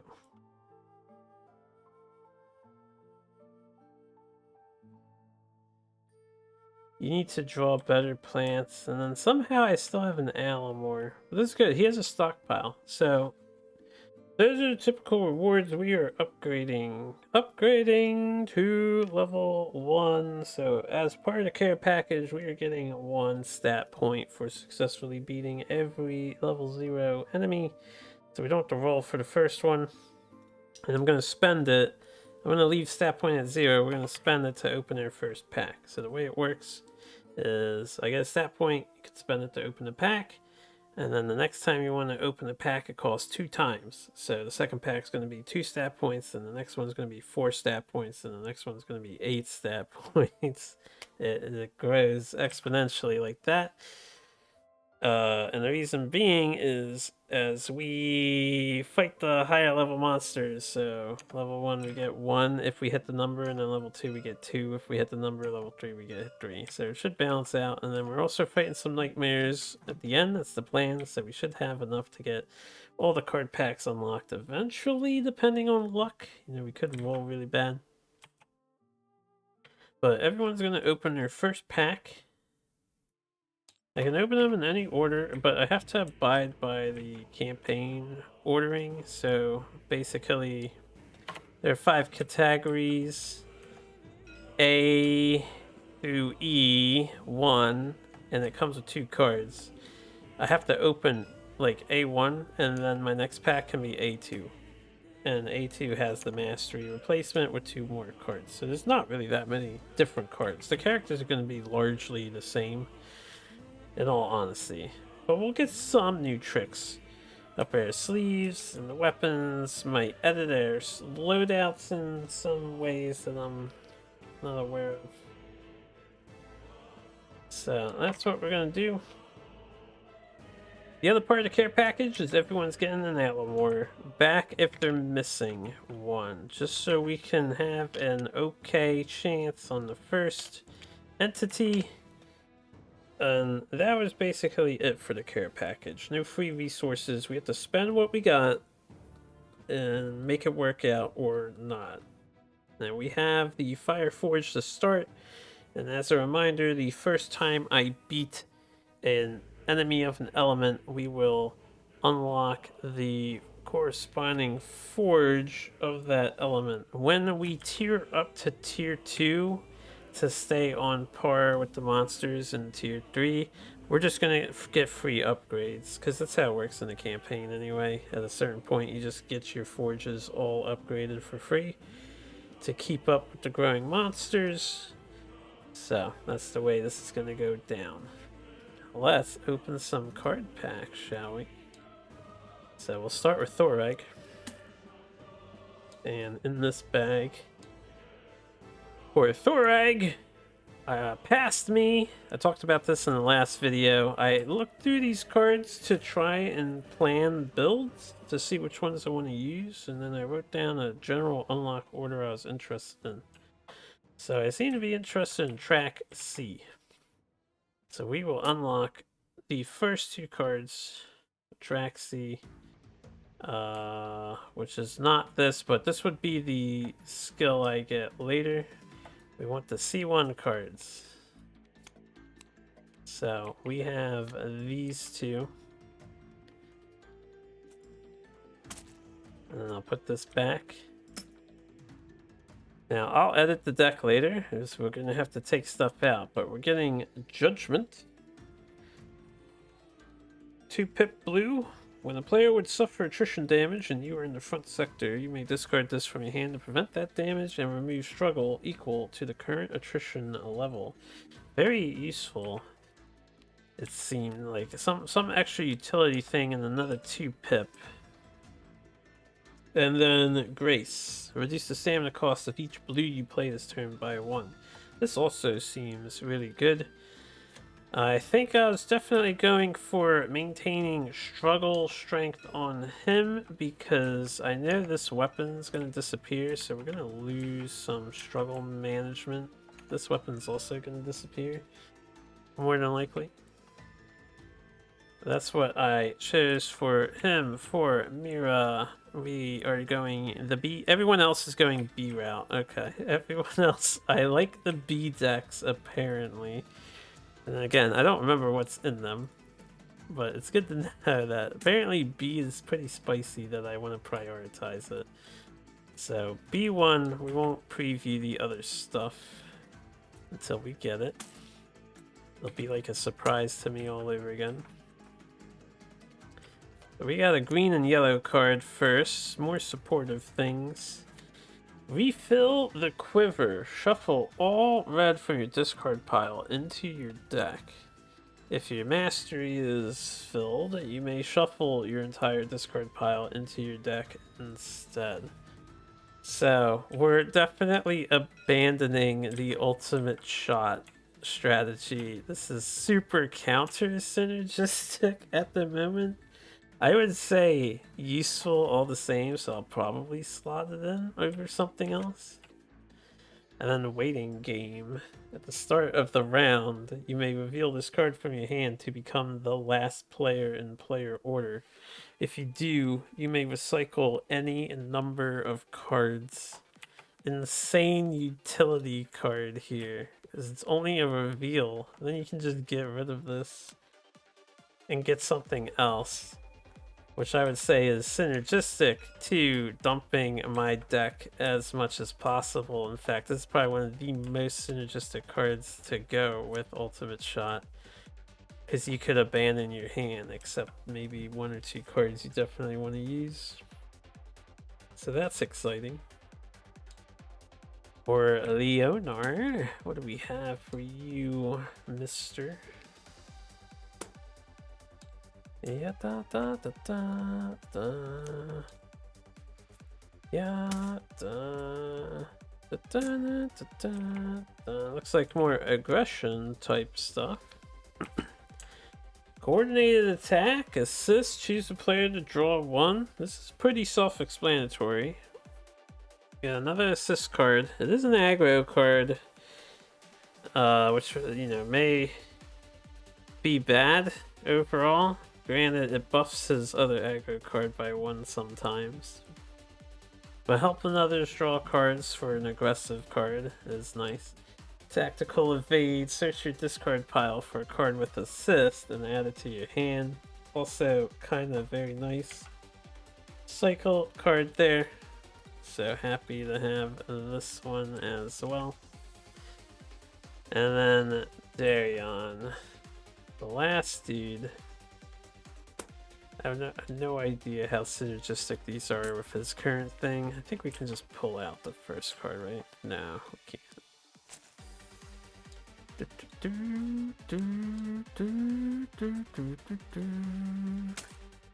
Remix.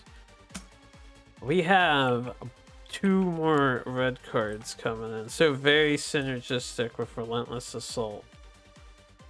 I forget if for Darion I actually wanted to keep Relentless Assault at the end of the day when I saw his other 4-5 cards. I forget, but we'll see. I need to see what the mastery is, because he's B1, B2, so I clearly want the B2 cards in mastery. But we'll see. Anyway, Blind Rage, assist, increase your sequence limit by 1 this turn. That's pretty damn godly for a 0 costing thing that doesn't draw aggro. And then Wrath of Blood. If your health is critical, increase the damage this attack deals by 5. Critical health is, I think if you're under half, rounded down. Let me do like 110 here. Reduce the half, rounded down, yeah. So we got that memorized. Now I need to figure out what cards do I take out for this. these. But before I figure out what cards I take out, things may shift as we upgrade weapons. So let me copy this Fire Forge just for convenience so I'm not moving the camera all over the place. We'll start with Thoreg. The Thoreg can make a burning stone for 2 blood and a fire, which we have. I told myself I wouldn't look at these in advance, so if we decide to make it, we can just make it. And then red scale helm, red scale armor, Voltiar gauntlet, and a lava buckler. We only have bones, we don't have scales, this is the problem. So we can't make most of this stuff. So we only have bones. I'd have to do conversions, and the conversion ratio is not generous, so I need to decide, is it worth it? I could convert all my resources to make him pure fire boy. And again, I don't know what the fire stuff does. I might look at someone else to purchase first. Let's see who else can purchase first. What do you have? Do you have scales? His ear-eyed bone. We have no scales either. So the bow requires a scale. If we really want the Ashbringer bow, and again, I'm not sure we do, I'd have to think about converting some things, so I'll get back to her. Do you have any scales? This guy has scales. Alright, so Leonor. The volcano requires the powder. What is the powder? It's like Zima. Eride. Alright, we have Eride. So Eride fire. And a blood. Then if I want something else, I would need to convert some blood, or I could do some trading for resources before I do converting. And he can trade a scale to somebody too. How many scales do you have? This guy's got scales but no blood. We only have 1 fire element. Thankfully, elements are 1-to-1 exchange, right? I think that's what that was. What page is the exchange stuff on?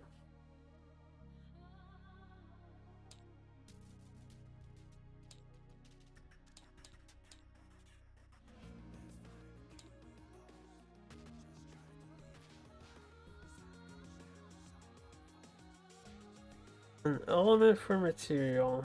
Materials for material. Equipment card for material. The equipment card you already own says spending an element of the type associated with that equipment card.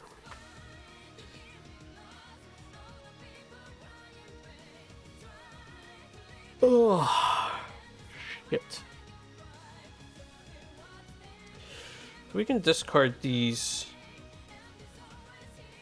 Since these have no ability, I see no reason not to exchange the base helmet and base armor for material, so they can cover the scale and the blood depending on who we're dealing with. So I'm gonna do this for Darion first. What does your sword need? Flame Tongue actually needs a bone and a blood. Alright, I'm going to exchange 2 Carboreo for a blood. What we'll do.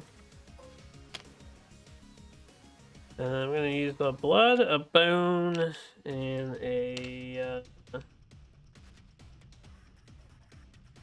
fire element to craft his sword. We're going to start with his sword here. I think he'll be the easiest to gauge. So that stuff is Gazonski's.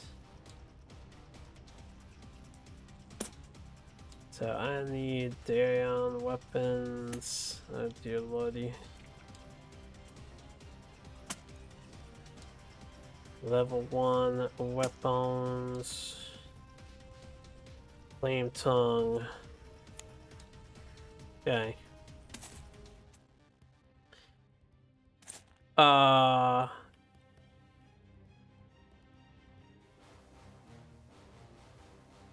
want to keep his old weapon just in case. Yeah, I want to keep the weapons just in case.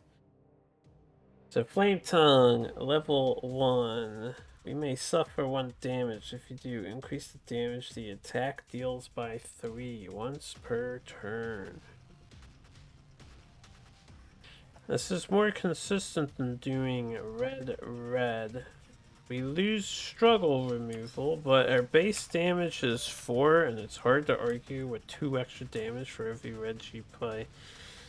So we probably would like weapons on everyone if the base damage is that increased, right? This thing kind of looks like an orange creamsicle, doesn't it? We're gonna leave this in storage for our boy.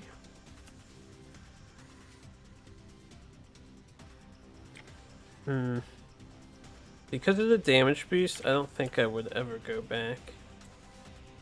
This is a 6455. And once we start unlocking more stuff, this is pretty outdated. Alright, here's what I'm going to do. The 2 Cabrera that I had traded for a blood, I'm going to get them back. We're going to exchange our great sword for the blood. Now, in case I ever need it, there's this unused materials bag. We're going to use the unused as their like discard pile.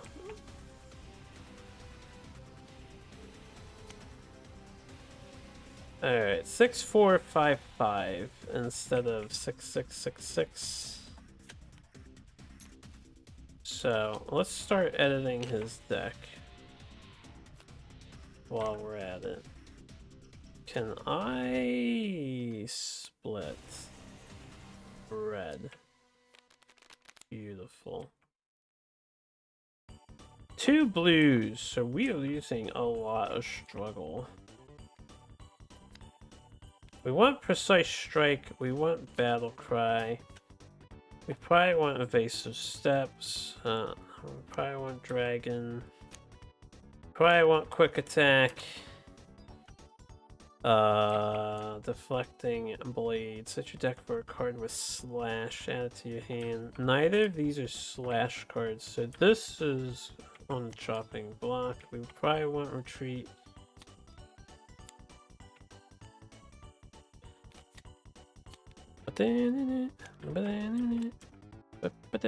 Definitely want Guardian Blade. Play a card with Slash. Okay, this is an easy get rid of. We don't care about Slash cards. We are definitely not a Slash man. Slash to the flank. This is an easy get rid of. And then we have Voice. Double Slash. Endurance. Pressing Strike. This is 2 blue. Dragon Strike. That's 4 red. So I know I want Jumping Slice. I think Jumping Slice would be more useful than Dragon, and we want both of these cards. So we definitely want Jumping. We definitely want Double. We definitely want Battle Cry. And we definitely want Precise. That is 6. So we're getting rid of Dragon Strike. Because we're down to 5 yellows. Sometimes it's kind of annoying to play the yellow. And we're getting rid of Massive Strike. Even though it's a 2-pipper. I'm getting rid of a 2-pipper. Neither of the new ones are 2-pippers, so that's a huge thing. How many 2-pippers are we deleting? Alright, only 1. I think that's important to pay attention to. And then the rest of these cards should be 3 blue. Or 5 blue. 5 yellow, 5 green, yep. So we have our new deck. A Flame Tongue custom 21 card deck. It should be a 20 card deck, shouldn't it? Because it was 24. And now we're using 1, 2, 3, 4 cards. So why? Oh, it's supposed to be 4 blue, right? Did I not take out the blue? Took out 1 blue. Yeah. So we have to lose the blue.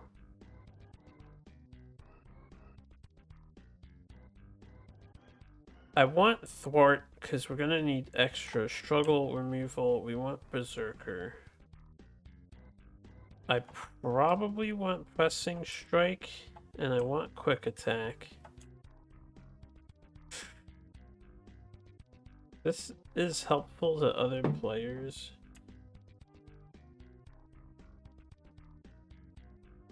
I'm gonna try living without helping other players. I don't play engage very often. It's pretty rare that I play engage, so I think removing that makes sense. So we're a 20 card deck. Why is this over here? You can go back in there. Alright, so that's Flame Tongue.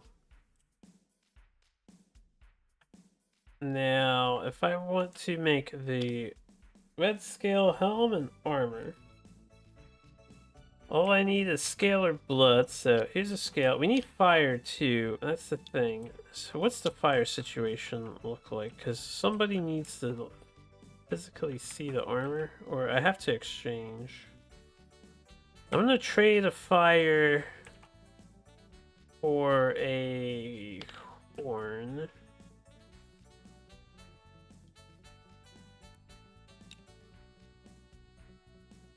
I'll do conversions with other people. We'll trade another fire for... You want a feather? You might want feather stuff. Actually, I know what she wants. I remember what bow she wants. She wants lightning. Because the lightning bow, I think I recall doing some cool stuff last time I saw it. Does like passive damage things. So we'll trade her the lightning element for now. We'll use this fire, this scale, and their old helmet as blood. So this is gone. And we will make the red scale helm. But these items are in everyone's piles separately, right? Well, if these two are gone, we're gonna do the same thing for the armor, and then I'll see what these do, and I'll know who else I want to make them for, who I can hold off on. So we got armor, level 1. Get them organized a bit. Alright, scale mail.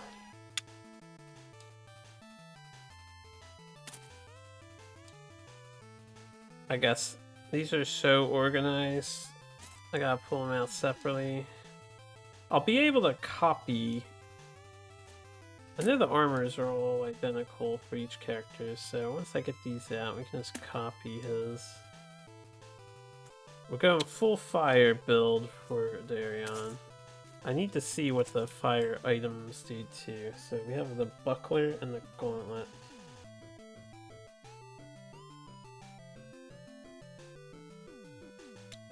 Alright. Full fire build. Action! Discard the top card of your deck. If that card is a red, add it to your hand. Max once per turn. 5 health and 6 health. So we have 11 now. Red scale armor. If your health is critical, draw 1. Yeah, I'd say all this flows really... He definitely seems to be catered towards the fire attribute a bit. So, quite happy with that. Didn't mean to pull that out. I'm curious about the gauntlet. This means I need 1 more blood. So I'll make the gauntlet, and we'll see what that does. They need their bloods too. Alright, we'll do an exchange of resources. So now we'll exchange these two for a blood, and then we'll do blood scale and make a wool tier gauntlet. I don't want to use all my stuff up for obvious reasons. We're gonna kill more monsters and unlock more things. But we'll at least deck out Daryon, so we have one decked out character. And I won't look at the shield until I make it. So, red, if you paid with a attack, increase the damage the attack deals by 2.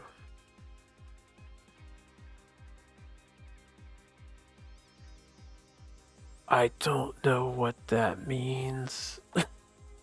If you paid with an attack, increase the damage the attack deals by 2.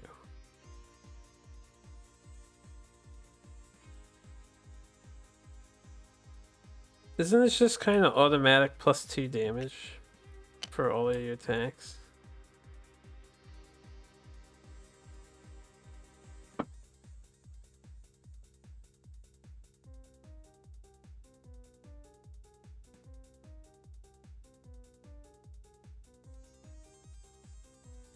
Paid with a attack card, increase the damage the attack deals by 2. The only reason why I'm confused by this, red cards are always attack cards. There's no red card that's not an attack card. So what is it trying to say? You know, that's why I'm like, what? Is this just saying when you play a red in your sequence, you can activate this? And it's not for every one of your things. This is once per turn, right? Action is once per turn. This might be every time you do it.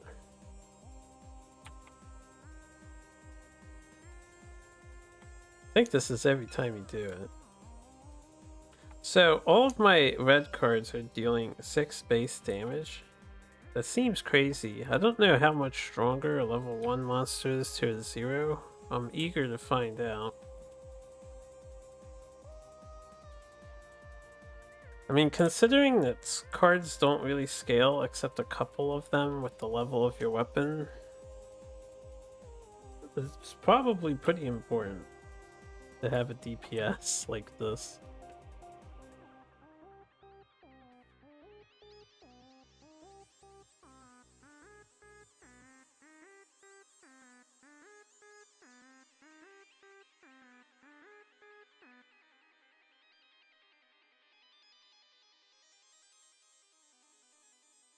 Maybe I should look this up. Primal, the awakening charter gauntlet.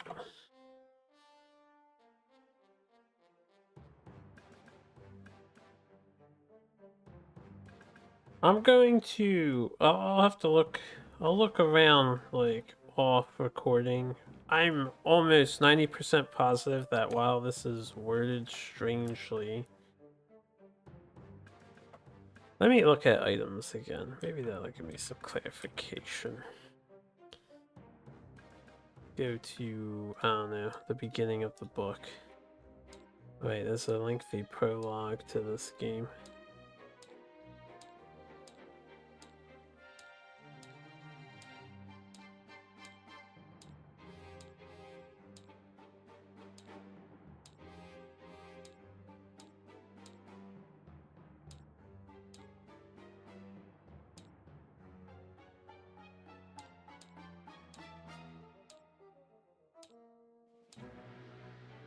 Action phase. Activating ability that begins with the keyword action. Yeah. Oh shit! I didn't know revive is only once per turn. Oh, I've been cheating some more. Hey, it's okay. That's what the level 0 monsters are for, tutorialing. I'm definitely guilty of doing 2 revives per turn. Well, now I know you can only do one, so you need 2 people to pick a person up right away. We'll keep that in mind moving forward. It just makes us a better player overall. That does make the game harder, though. Definitely would have changed some outcomes. I don't think I would have lost anything that I won because of this. I would have been able to, you know, do stuff against the monster that I decided to sacrifice on doing and take less attrition damage. So that's good to know. I can keep that in mind. Anyway, we're looking for past this. It'll be gear, I suppose.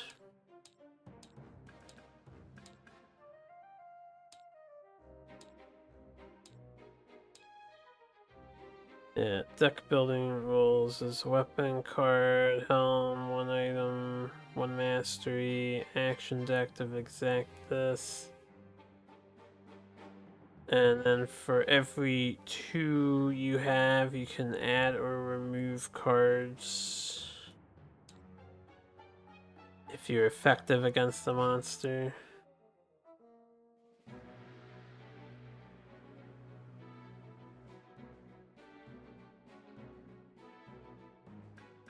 Okay, elemental weakness is pretty simple.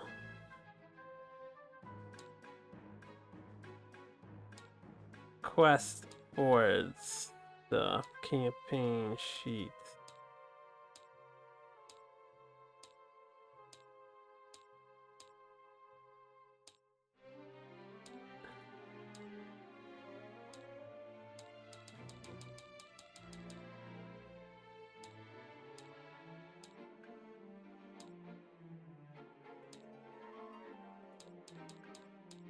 I guess they don't really ever mention it.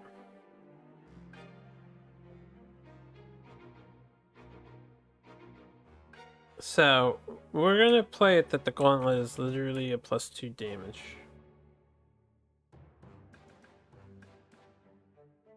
I don't know why it says if you paid with a attack.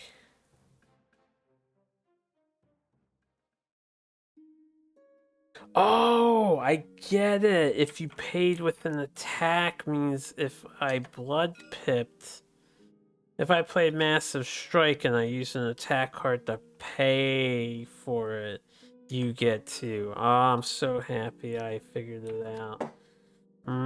Delicious clarity, softly gliding over my brain. Okay, that makes more sense, because I was like, this seems a little strong for a level 1 item, right? Oh, yeah, I forgot to put these in Toramat's bag. Okay, now that I've satisfied that, we have one more thing to figure out, and that's the buckler. Is it worth it to have the the buckler?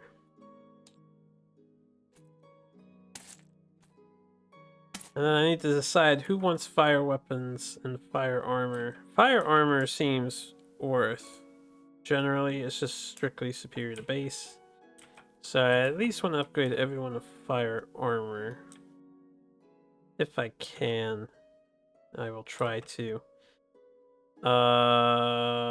The buckler probably makes the most sense on him. So we need a 2 scales. He has 2 scales, so we will spend his scales. Oof, I need scales for my armor and stuff, right?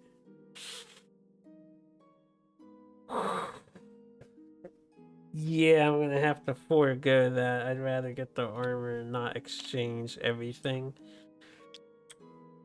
So we're gonna do, yeah, these 2 scales turn into the armor. Can't like, yeah, there you go. Pick them up. Because these exchange for the blood that I'm missing, so we'll put these in here. We're gonna go to 11 HP. We get a fancy set of fire shit. There's no weaknesses in this game. I think I'll keep his weapon for now. I don't know what the fire weapon would do. Oh right, I need an element. We need the fire elements too. These are gone.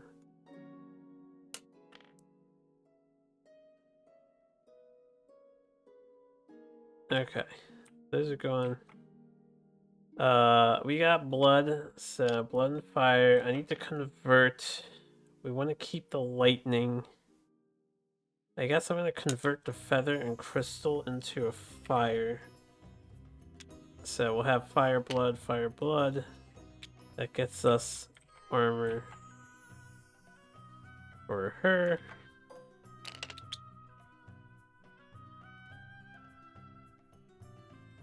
Unused items. So we're at 11. And can you get this stuff? We have fire. Okay, so we got fire blood. That's all we need. We can convert these into scales. Everybody gets the fire.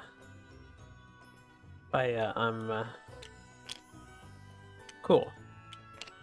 Everyone has 11 HP. That's a big deal.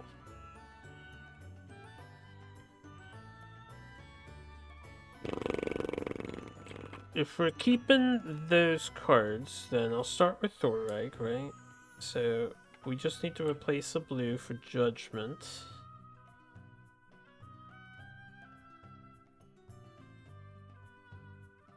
Whirlwind oftentimes feels like a bait, but it is a 0 mana that has 2 pips.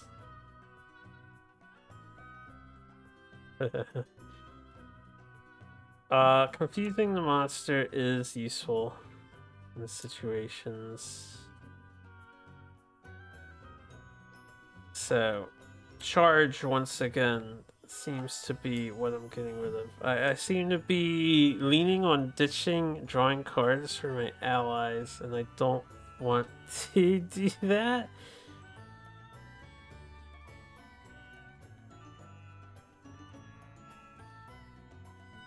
How does this work again? Okay, because this removes struggle and this removes struggle, we'll ditch exhausting strike for that. And then grace. Sharp reflexes is good. That's fine. That's excellent. This one is also okay.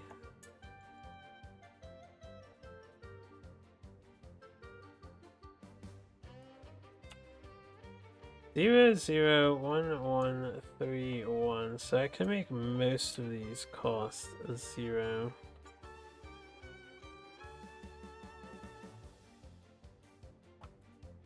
And this can cost 2, which means it basically still costs 3, but I get a green out of it. And it might save me a card on the long end if I use a double pip to pay for it, so I do think grace is worth.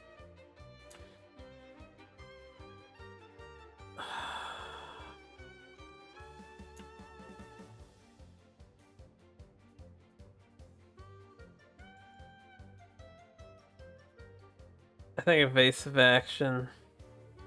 It's nice to have a 0 defense, but the strain token sucks and it takes at least a couple rounds to get activated. So I'll leave my cards there. Where did I leave your cards? Here? I'll leave the cards by the stat points.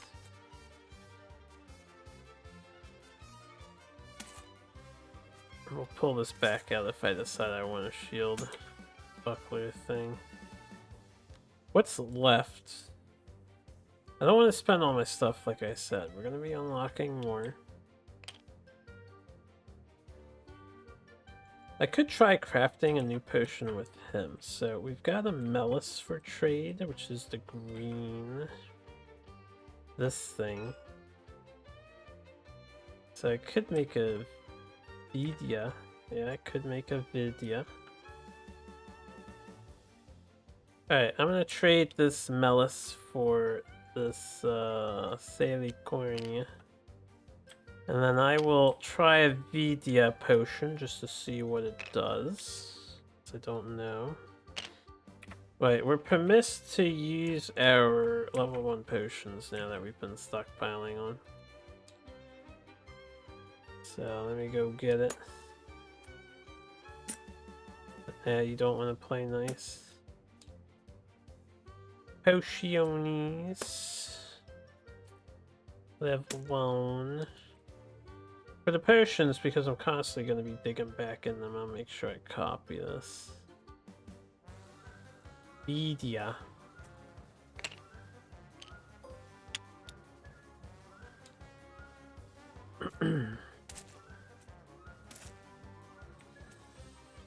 You know what I should do? This would make more sense. Let's keep the potion bag on the herbalist, right?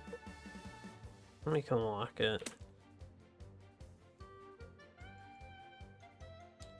Since they're not all separated. So Vidya. We can delete this. Discard a card from your hand to search your deck for an attack and add it to your hand and shuffle your deck. I don't know when I would want to use that, but that is a really good effect. See, I don't know when I want to use it because my stuff carries over between fights in this campaign, right? Does anyone else want a fancy weapon? This guy does have fire. Do I happen to have scales? I don't have scales. Oh, man. I did spend fire for the Wool Tire Gauntlet, right? I hope I did. I think I did not. I had 3, I'm pretty sure, because I traded to make the armor and the weapons. And I'm pretty sure I exchanged 2 elements, that's why it's so low, right? I think I paid for that properly. Yeah, I'm gonna move his wound cards down here.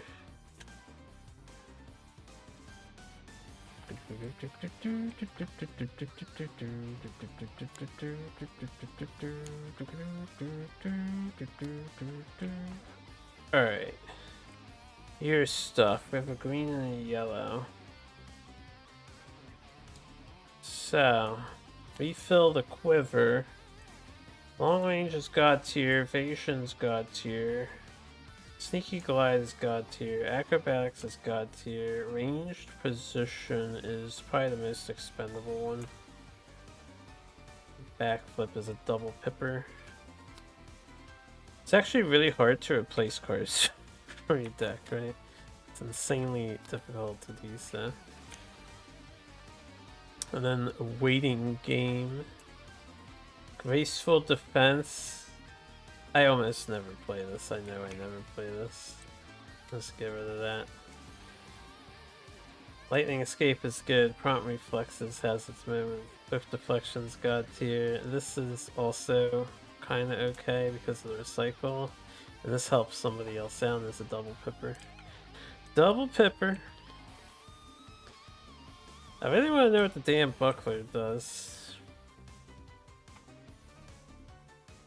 In order to know what it does, somebody has to sacrifice their fucking stuff. So until I get scales, I'm not going to do that. Because the exchange rate is quite brutal, and as you can see, we're already low on resources.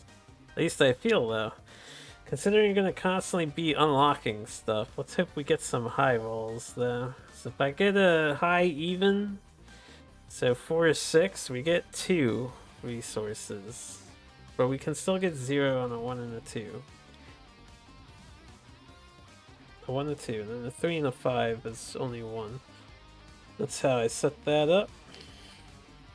Anyway, I think we're done. We're ready to start our fight. We're gonna have everyone else stay the same. Darion's gonna have to carry since everyone else's weapons do less damage. We'll see how it goes. Having the basic weapons for another round. Though, to be fair, we have some tricksy tricks with the red scale helm and red scale armor effects. Alright, I didn't put your cards in yet. This is gonna be a tough one, I think. So, that's a good card. But his green cards are, you know, really good.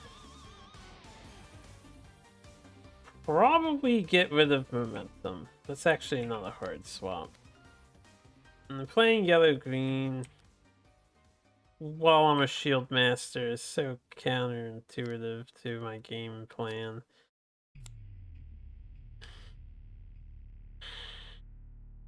Alright, this actually bothers me. If those guys have their cards there, he can have his cards here. They don't have to be next to his sheet. If you want, you can bring a sheet up, but it's fine. Nah, I need a red card. She's a player draw one. So good. This is an assist. This is a taunt. This is a taunt. This removes 2 struggle, which I also think is important. This inflicts vulnerable. And this one technically can cost free. I feel like this is the most affordable loss.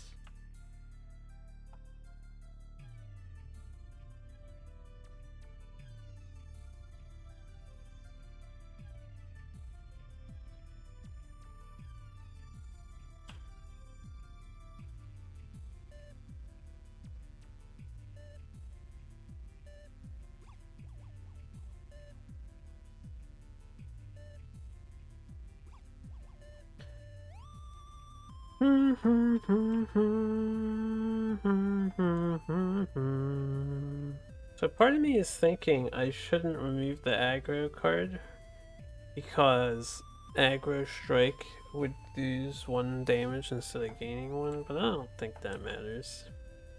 I'm gonna get rid of this card. Like Shield Dance. I do use this a lot. The fact that it gets discounted is actually ultra relevant. Maybe I should get rid of aggro strike. This one is much more niche for me to play. The only thing is that it's not an aggro card. And more aggro cards are, funnily enough, bad than less aggro cards. But I use Shield Dance a lot more.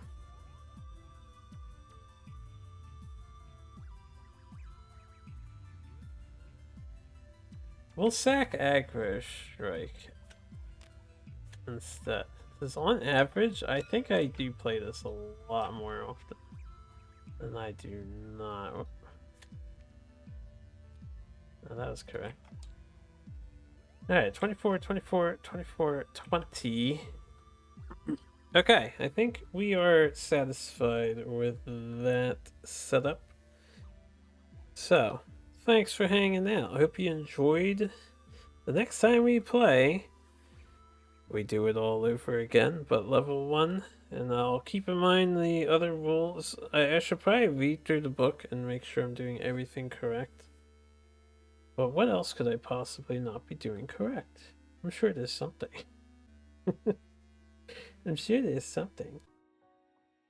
Because, yeah, I didn't realize. It's like with the aggro things, when there's details I probably gloss over and then just forget as I'm going through the motions. Anyway, hope you all have a good one. Take care, and best of luck with your hunts as always.